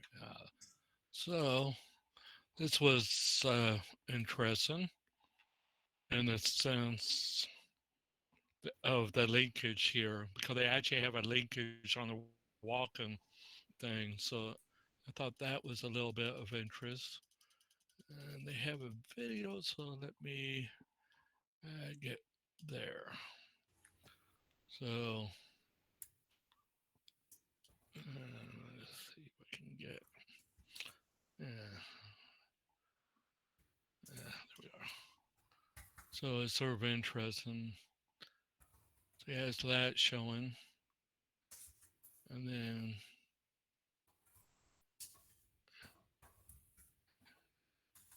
so that way you can walk better because of the linkage. Most of these I've noticed they have, a straight line, but this one has a linkage on the front there to allow it to basically go with the unleveled ground.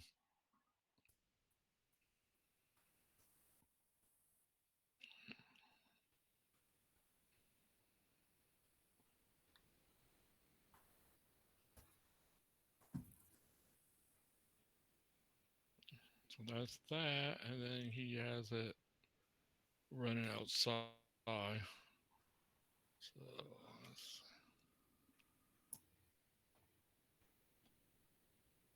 So that's the first thing I found that was of interest. So then after that, I'll show you the other thing. So let me pick a window. Let's see. So then the other one was this, which was a jumping robot sort of thing. So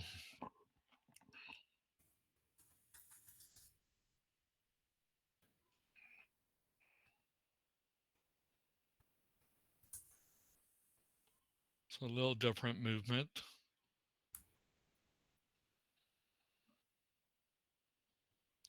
So if you need to build one that jumps, here's a design.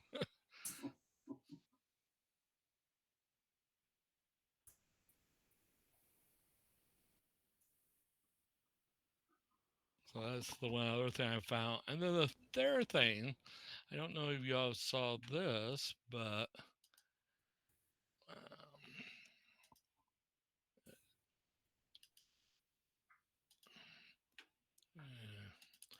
was the fact that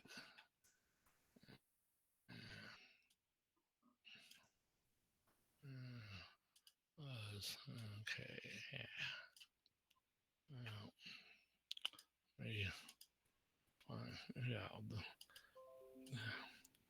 That they seemingly Amazon may have a robot out in a couple months, and it looks like that. Yeah, we've kind of discussed this on the chat board, and to me, it just represents the most perfect Amazon corporate spy. You bring that thing into your house, and it just tells Amazon exactly what's in your house and what you're doing when you're home. It's creepy as hell. And only for $999. Amazon was behind the manufacture of your hat, and they put the spy already in it. I'm just saying. I know. And they've already got Alexa. Now they got a thing that follows you around. It's great. Yeah. Well, it doesn't seem to do much other than it has a screen, but no, no Let's arms. remember that we are the product, okay? The guy may come in and can't pick up things or anything like that. So I was thinking for $999, it's just a string on wheels, basically. So that was the third thing went across today and found. So those are the 3 things I saw. And I don't know Good surfing. which one of the 3 would be interesting to who. To me, the one with a walking robot with the linkage, so they actually, didn't need to be on flat ground, was the most interesting. Of course, the jumping one looks interesting too. You need to go over a wall, I guess. So if we have Doug's an not here outdoor this evening. contest, we might need to have something like that. But Actually, Don, everything that thing does is ballistic, right? so, well, that something was interesting, as I said, but that it, jumps. So Cool. All right. Very good. Thanks. Let's see. So, swinging around, does somebody have some other things to bring up? Oh my goodness. Okay. Well, I'll jump in. I have a question. Oh, John, Michael, you got something? Yeah, I hadn't been here for a while, but Oh, I'm good. just Okay. retired. Yeah, you remember me? Yeah. I just saw your hand waving. That's a good deal. Welcome back. Am I getting any feedback on my sound at all? I got my speaker on.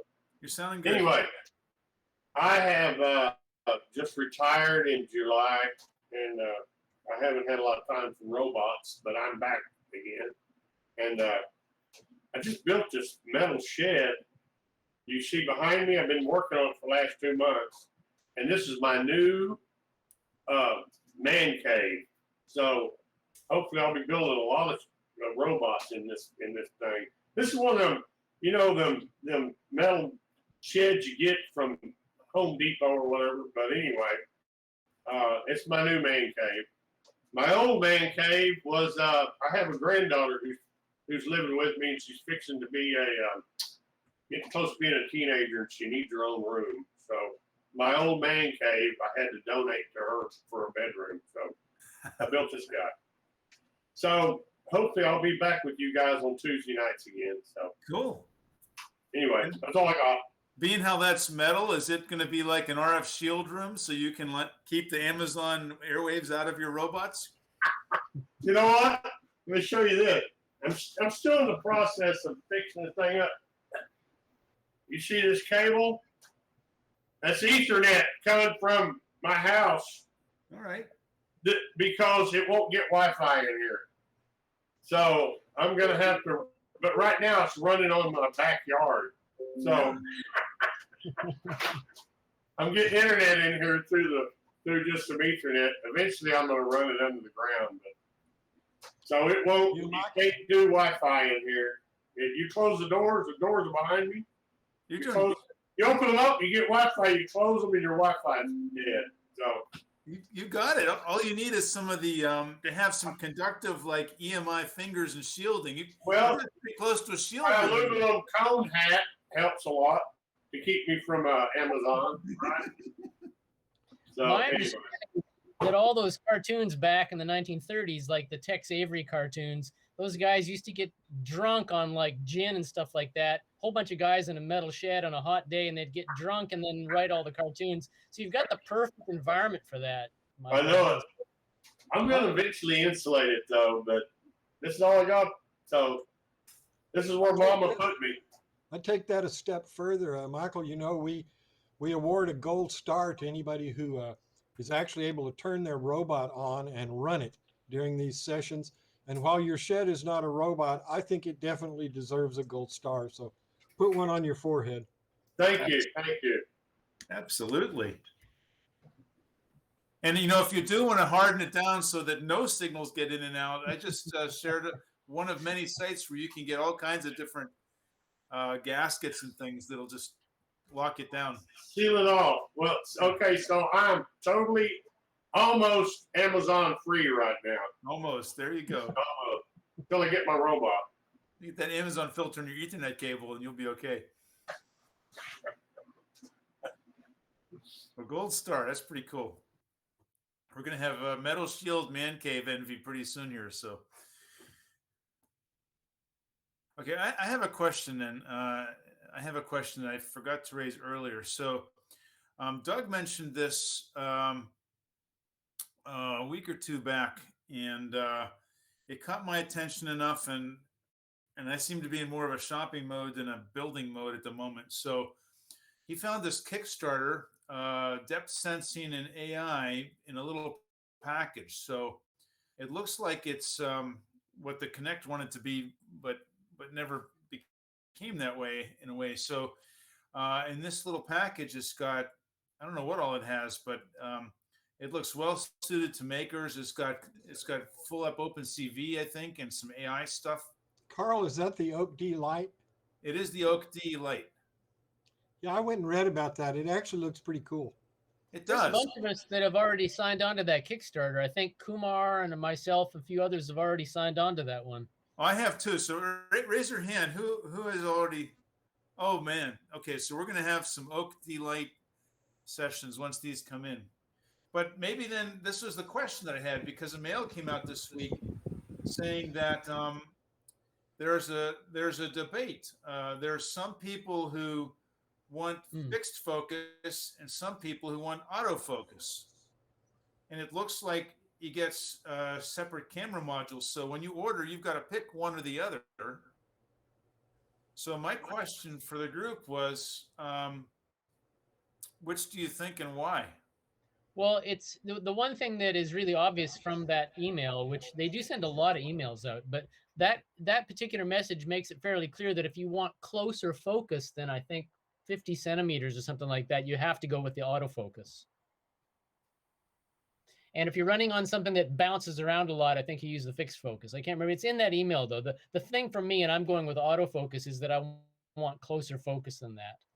It's quite a long minimum focus on the fixed focus one. So when you, not specifically in the context of fixed focus versus autofocus and the distance issue, but the key thing about this device is, because of the fact it has two cameras, is really where it gets you the distance information as well. And to me, if you load it on a robot with the intention of finding things like the walls of your room or things which are not very, very close to the robot, if that's your goal, then a fixed focus will be good for you. And it will provide you the equivalent what an RP LiDAR is providing you, which is the spatial distance information purely based on cameras. And purely based on cameras, it is able to detect edges in three-dimensional space. It's awesome stuff. It's like $74 was what was there in the Kickstarter for that.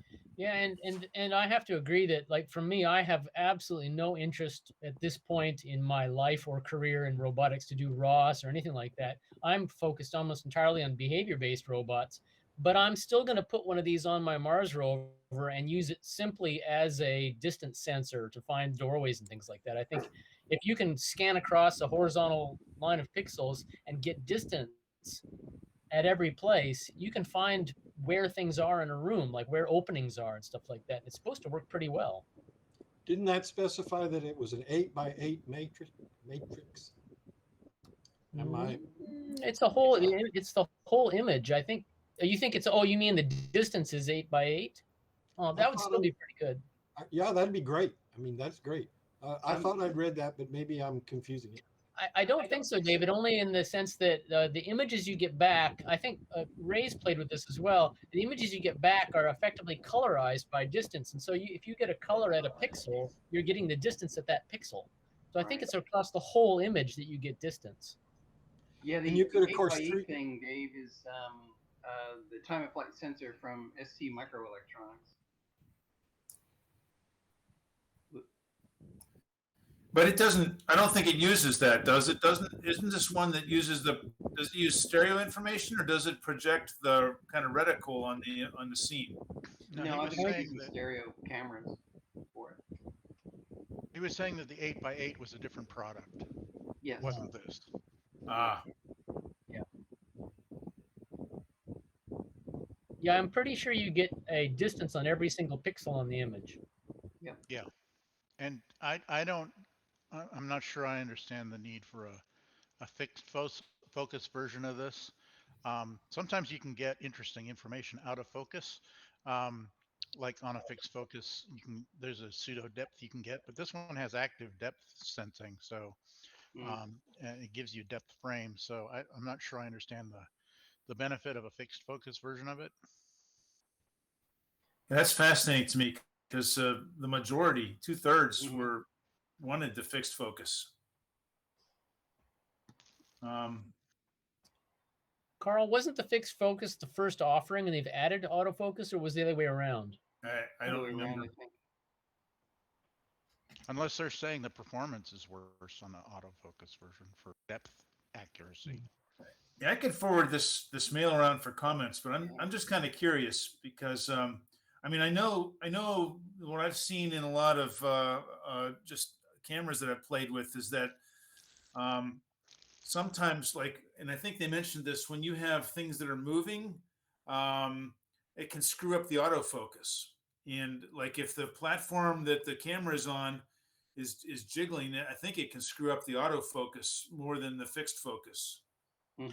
That jibes with what they were saying in the email, which is that you should go with a fixed focus if you're on a platform that moves around a lot. That's what they said in the email. Yeah, which is what we have with our robots typically, right? So that's true. Yeah, but Carl, now you have your handy little stabilization stick that you can mount it on. Well, yeah, okay. This is true, but then the thing to remember is that what is this really meant to stabilize? Because that's another thing. Like one of the first cameras I had that had this, it was a Nikon, and had the optical image stabilization in the lens itself of the Nikon, and it actually said that the stabilization in the lens was tuned for handheld use, and if you were going to put the camera on a tripod, you actually should turn the stabilization off because it would give you worse performance on the tripod. So I think that there may be like some bandwidth issues or something in how well the stabilization works. And I mean, I'm thinking back to when I was doing this for the military stuff as well. There's all kinds of, like when you get into the sampling rates and the noise bandwidth of the platform and the noise bandwidth of the motors and the stabs and the gyros, they can all interact and give you, and then the sampling rates of the scanned video, they can all interact and give you funky artifacts. So, I mean, I read this and I thought it was a really well composed email that gave a lot of information, a lot of some guidance one way or the other, but I still don't have a clue as to if I was to add this to one of the robots I've built. I mean, aside from the distance piece, it's still not clear to me as to which one would serve me better. So I'll tell you this, I actually signed up for a 2-pack because I'm one of these get one and get a spare, and it's not all that much. And I tend to blow things up. And now I'm thinking, well, maybe unless I can come up with a clear answer by the time it takes to order, maybe I'll get one of each and then just experiment. Carl, can you, on the autofocus unit, can you not just freeze it at a particular focus?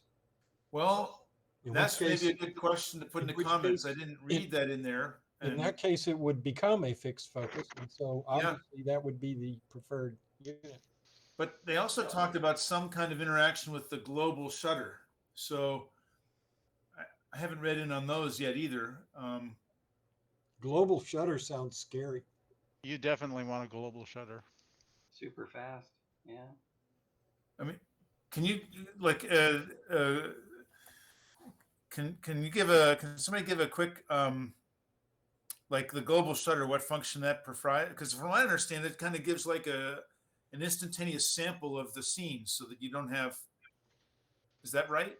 Yeah, it's not scanned supposedly. So like if the object in your scene is moving and you don't have the global shutter, I guess it can give you some smearing or artifact on the image. Whereas a global shutter, everything samples at once, down, and then, so you have much less smearing. Is that approximately right?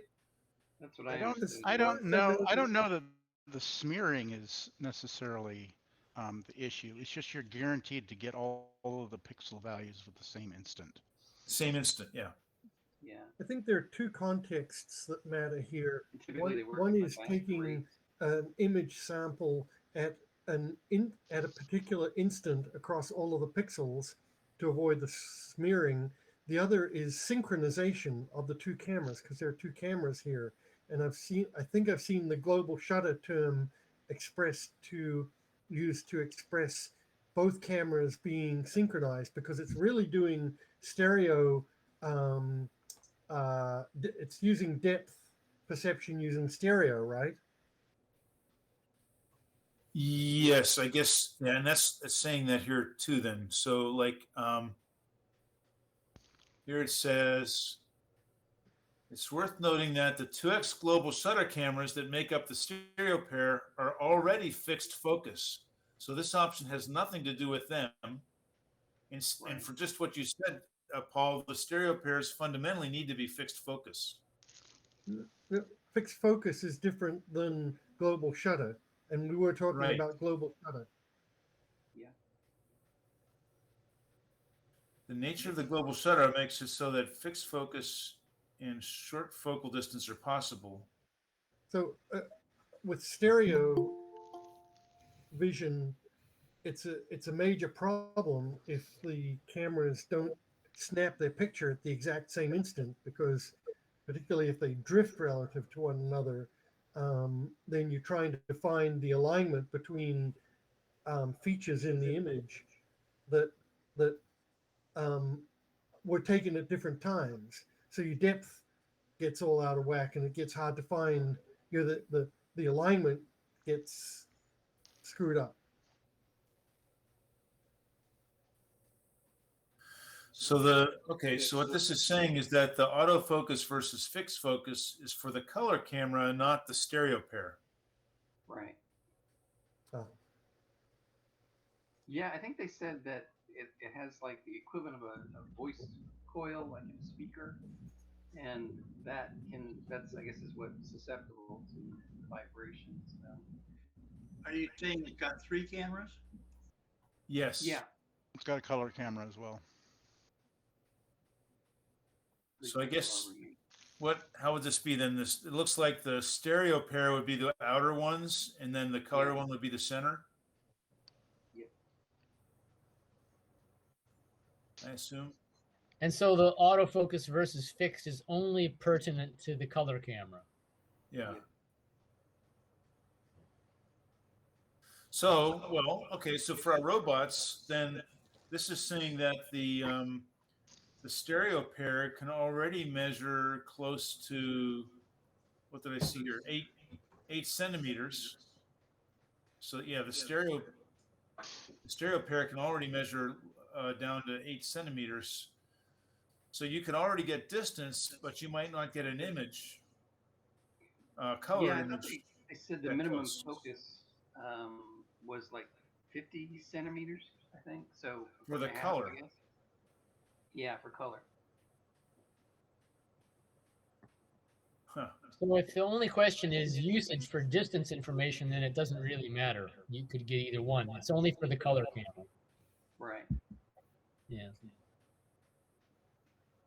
And you guys have seen your phone try to do autofocus and fail as it like is close or in dark environments, and it kind of drifts in and out of focus. So, that would be a reason, avoiding that would be a reason to go with fixed focus.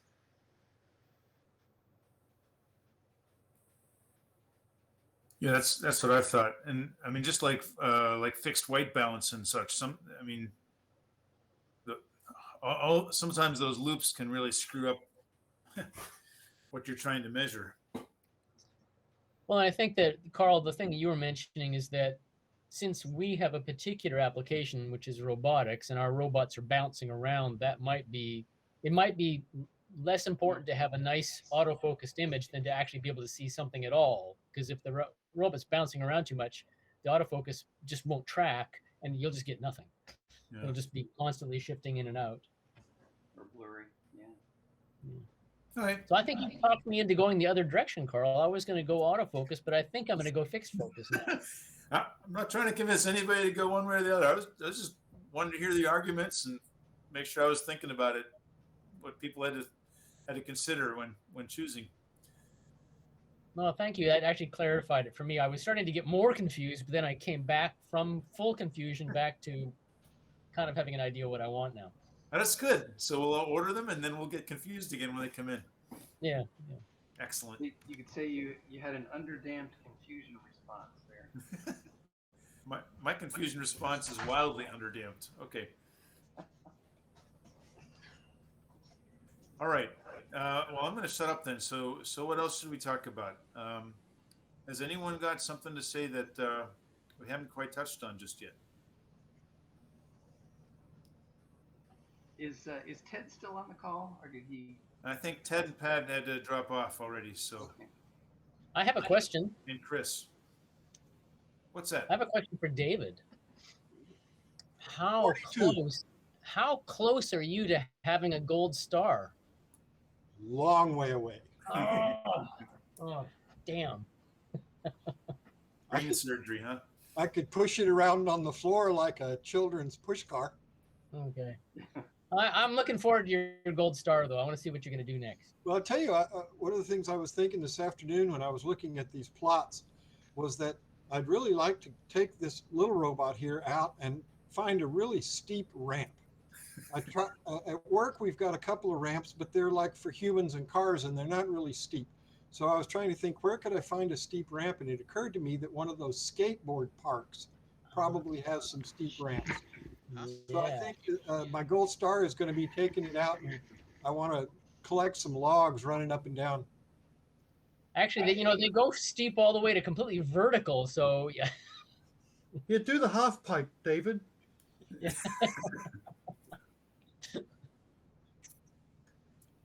That'll be next year's contest. How steep are we talking about? There's I used to live in an apartment complex over in Arlington that had a 6% grade on the hill it was next to.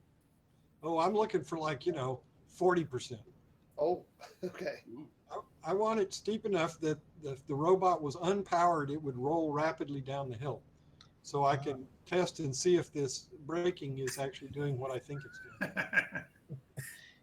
Be sure just to take sort of the video. robot tipping over. Yeah, be sure to take videos of the potential failure. We have discussed before that it's actually not real if you don't have it on video. If a robot crashes into a tree in the forest and there's no camera running. Did it actually crash? Pay no attention to the pile of parts beneath the tree. Yeah. All right. Well, here we are, 9:30 Dallas time, and dropped. Hey, Carl, I've got a question for you on the BNO 055. With you've got 360 degrees for yaw. Okay. How do you deal with the transition from 360 to 0? Math. What's that? With math. Okay. Math. Good answer. A bunch of if-thens. I don't remember, man. That's buried deep in some code I haven't looked at in 8 months. So. Okay. I like your answer though. I mean, what's that? Well, okay, I say that in jest, but in truth, I mean somewhere. Okay, so I'm a little jealous of Chris showing his very nice looking diagrams. Yes. It turns out that I have this, and somewhere in here, I mean, if you really wanted to know, okay, here's part of it right there. It's got 0 and 360. So, and then I got this diagram. I don't remember quite what it means without looking closer at it, but Ray, what is? Then I had to worry about, if the set point is in there, then how do I translate that? And then there's some more of the math you can see. So lots of that. Isn't it? And then there's then there's some if thens and then some test conditions. So Ray, just say math because I don't know what there are really two approaches that are taken. One is to use azimuths that go from 0 to 360, and then you just test for if the output of your computation is greater than 2 pi, you subtract 2 pi. The other approach is using azimuths that go from minus pi to plus pi, and if the result of your calculation becomes greater than Pi. plus pi, then you subtract 2 pi. If it becomes less than minus pi, then you add 2 pi. That's usually how it's done. There's also a thing called BAM, binary angle measure, which uses a integer, if you will, or fractional, is actually what it is. And the number just wraps by itself. You don't have to do any subtraction or anything. Ray, if you remember, or maybe you don't, the talk I gave back in June, I had that all reduced to a single statement, so you don't have to do if. Basically, you just calculate the new value and then subtract from it the integer value of the new value divided by 2 pi times 2 pi. So basically, you're subtracting off everything greater than 360 or minus 360 degrees. You can also do, and I do what Paul was saying, I go from minus pi to plus pi. So it's the same thing, but instead of 2 pi, it's just pi. So angle minus equal pi, integer of pi, integer value of the angle divided by pi times pi. Okay. Yeah, but if you use BAMs, it takes care of it by itself. It just wraps. Is this like BAM was the binary angle measurement? Is that right? Yes, exactly. Okay, I'll look it up.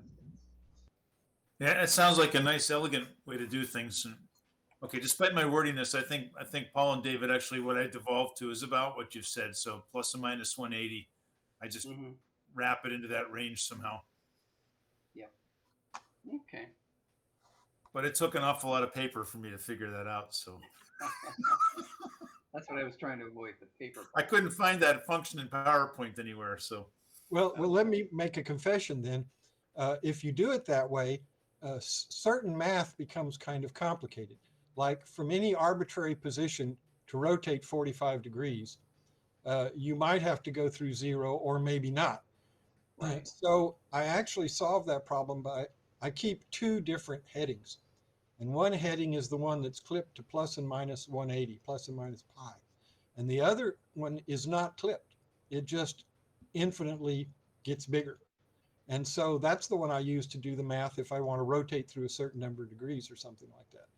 Right. Because, 1,453 plus 45 or minus 45, you don't have to worry about crossing through 0. Okay. Is that what you use, David, for theta? BAM, that takes care of itself. Theta is clipped. But there's another one I keep called total theta, which is not clipped. Okay. And it's just the total accumulation for the whole run. Okay. And David, I think if I remember right, I agree with you because that it can get complicated because, like I for just that reason, wanting to do a relative translation, like if I was at basically 350 and I wanted to go 45 degrees to the right, then it crosses 0, and then like I want to take the shortest path, right? Because if it's yeah, I don't have to go to 270 to go 90, right? So there's a lot more logic in there because of the approach I took. And that's the way I was doing it, but then it hit me one day that if I just kept this this total accumulated heading, that I didn't have to do that math. And basically, once you're done with the math, then you go ahead and clip it then, before you send it out the control. Yeah. Okay. That's a clever idea. Lazy. You always do clever stuff, David. Well, thank you, Paul. I'm going to take that as a compliment. You guys what you should.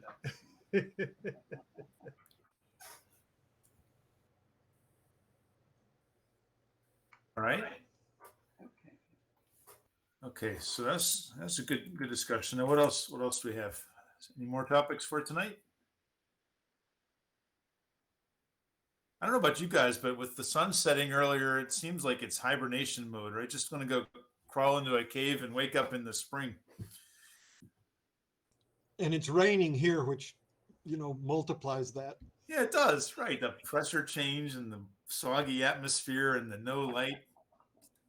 I don't know if I've mentioned before, but when I worked at Nokia 10 years, I spent quite a lot of time in Finland. And Well, they have a name for every day of the month, and then they have special names for special months. So November is called Dead Month.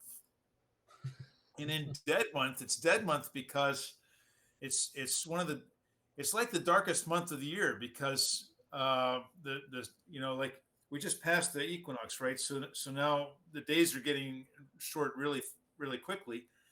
And in November, it's cold enough, it's dark, it's late enough in the year that it's really dark, but it's not quite cold enough yet to snow. So the only light that comes is not from the sky. It's from, if it's that part of the moon, or if you got street lights. So it's really dismal and rainy and cold. So people are all depressed because of that. So it's got the highest incidence of alcoholism and suicide. So November is Dead Month. Well, on that happy note. Yeah, that's just all unicorns and rainbows right there, Carl. Thanks. But we're just entering springtime down here. It's sunny outside and starting to warm up, and I just contacted my insurance company. It turns out my basement flooding issue has been going on now. I've waited for a plumber. I'm on my 4th plumber now. It's been 6 months I've been waiting to get my basement fixed. But now it's not raining so much, so maybe it won't flood now. I will say, and this is a note for Paul, that despite Murray's complaints about living in New Zealand and how far away it is from civilization and so forth, he every once in a while shows us a picture of where he lives and where he takes his walks, and it's quite stunning. Jealous. Yes. Yeah. Whereabouts in Auckland, or? Paul, what part are you from? Are you from this area, from Auckland? I grew up in Auckland. Whereabouts are you? You know Pukeroa Bay, Plimerton, Paikakariki? We're basically on the Kapiti Coast, so it's all small towns. Everything. There's only 1,500 houses or 1,500 people or something like that in my town. It's the Kapiti Coast, just an hour, about 40 minutes north of Wellington along the coast. Oh, okay. Okay, so you're in Did North say Island, Wellington. right? I'm sorry, I I'm forgot on North that. Island. Yeah, the one thing about Kiwis is they've got amazing ingenuity when it comes to naming their islands. North Island and South Island. Well, don't forget the West Island. They talk funny over there, Australia. Australia. Is that the one Like that they call second-class Australia? Kiwis. The West Island. How does that relate to Dallas when you have to go south on Northwest Highway so that you can run into the Belt Line? Of course, it's not the only Belt Line in town, but every road is Belt Line. No, I mean, there's a lot of things about living in New Zealand, as Paul knows, that are really crap. But there's lots of good things too. And the fact that I can walk 5 minutes up over a cliff and see Kapiti Island and be amongst all the birds, and yeah, I keep talking about moving somewhere else, but I don't know where I would move. So, Carl, did you ever make it to northern Finland? Like, probably not pronouncing the city name correctly, but to me, I always say Rovaniemi. Rovaniemi. Rovaniemi. Okay. I've spent some time in Rovaniemi. Yeah.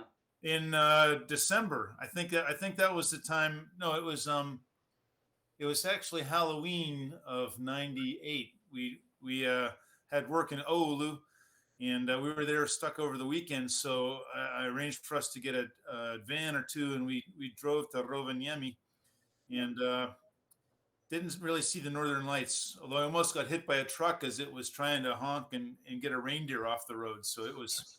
Oh yeah. Yeah, we were there in the summertime, and the sun would kind of dip down a little bit, and then kick right. It was like, yeah. Oh, it's pretty cool, right? It I mean, never set. I called my wife one night at 11:55 and said, "Well, let's talk, and then let's stay on the phone till sunrise." So 10 minutes later was sunrise, and okay. It's like, there you go. Sunset, sunrise, right? Yep. Yeah, that is weird. Come out in the middle, 2:00 in the morning, and it's bright sun. I mean, you're used to the sun and the moon doing this, right? You're not used to the sun and the moon going across the sky like that, which is freaky. Yep. Santa Claus Village was there too, by the way. So I met Santa Claus. I actually sat in his lap. That was a little different, but the guy spoke like 10 languages. It was remarkable. Well, you would expect that from Santa Claus. Yeah, I an infant in all languages, of course, but right. So did you taste any reindeer? Eat any reindeer meat? Yes. In fact, that one trip there was Rudolph. This might be morbid, but I was trying to count up all the different cartoon characters that I ate because there was there was reindeer, there was snake, there was bear, there was rabbit. I don't know what there was. There was all kinds of stuff. Really? Wow. A very gamey, meaty, carnivorous culture. Mm-hmm. So those are the rabbits making all these rabbit holes? I wouldn't doubt it at all. Yep. Neat place. Yeah, I think New Zealand, it's pretty tough to take a bad picture. You know, it's like, you know, point your camera anywhere and it's, you know, incredible scenic beauty. I don't know if you have it so much on the North Island, but what I found weird was one-lane bridges that were also railroad trussels. So you not only had to, you know, kind of I guess the rule, or at least the rule we assume, if you were on the bridge, you had the right of way, and whoever was near the bridge had to back off. But I don't think that unless it was a train. Or the classic lighthouse story about all that whole right-of-way thing, right? Aircraft carrier and a lighthouse. Which one needs to change course? The whole thing, right? I think the only thing I can say is that the number of times the train drives around in the South Island, it's not that common. They don't have like a huge amount of train traffic. So, you know, the chance of you actually running into a train on that bridge, someone dies every 3 years. It's okay. That's all. Okay, I thought what was really amazing were they look like 1x6 wooden guardrails. It looked like you could lean on it and the thing would just fall off the cliff. Well, but have you ever been to India, Ray? They just put little concrete blocks every 20 or 30 feet. It's like, that's the guardrail. You could slip between them, you know. Oh, really? Everything's relative. You know, if you really want a life of safety, you just stay where you are in Texas because it's really safe there. As a matter of fact, don't leave the house. Yeah, speaking of that, Murray, you know, I think we need to mount an effort and a consolidation effort to see if we can get you some Kentucky Fried Chicken down to New Zealand. I'm just saying. You know, we do have that here, actually. I know you do. How about brisket? How about what? Brisket, barbecue. We could pack it in Oh, dry. yeah, we have Australian barbecue here. Well, you can buy a barbecue, but it's not going to be. It's not like Texas barbecue. Like I went out on a business trip to Austin and went to some place that was like 30 miles west of Austin to this place on the side of the highway where they did, you know, they got these massive barbecues the size of a camper van. And the guy opens it up and there's like, you know, it's all meat. And he pulls out pieces of meat and puts it onto 2 layers of paper plates. And you go and sit at the thing and there's a wooden dowel with a paper towel roll on it, and they give you some corn, and you just go like this with your hands. Yeah, Rudy sounds like Rudy's. Could be Rudy's. Yeah, I don't know. It's a famous place just west of Austin. It's it was a business trip, and I was sitting across the table from this guy from Paris that I'd been on this working group with, and he's, you know, this Parisian gentleman is going like this with meat. It was just great. Yeah, that's not Rudy's. I've heard of that place before. And it's like open on Thursday, Friday, and Saturday until they run out of meat, and then they're closed, which is usually sometime just after noon, if I remember correctly. You know, the law was such for many years that all the good barbecue places were in small towns because zoning was such that you couldn't have the smoke houses in city limits. So for many, many years, all the good barbecue was from all these little tiny towns. Austin changed their laws a few years ago for that very reason. Still, the skinny is if you want good barbecue, you got to go to some little town. Well, there's nothing like that here. So you'd really miss out on either Mexican food. Yeah, Mexican food. I have a Japanese partner, so real Japanese food, no. Texas barbecue, Mexican food. We get good Chinese and Indian here, but that's true everywhere. anyway. Well, I don't know how much further afield we can get. No Taco Bell. We are getting Taco Bell here soon, by the way. What a burger! I was in. They got double decker Taco Bells coming through with shootings and stuff, and real high tech. Because Demolition Man may have been more prophetic than we really want to admit. I'm just saying. What's the name of that? Point Barrow one that was the Mexican place north of the border. Say it again. Point Barrow, there was a Mexican place called north of the border. Point Barrow was the furthest north town in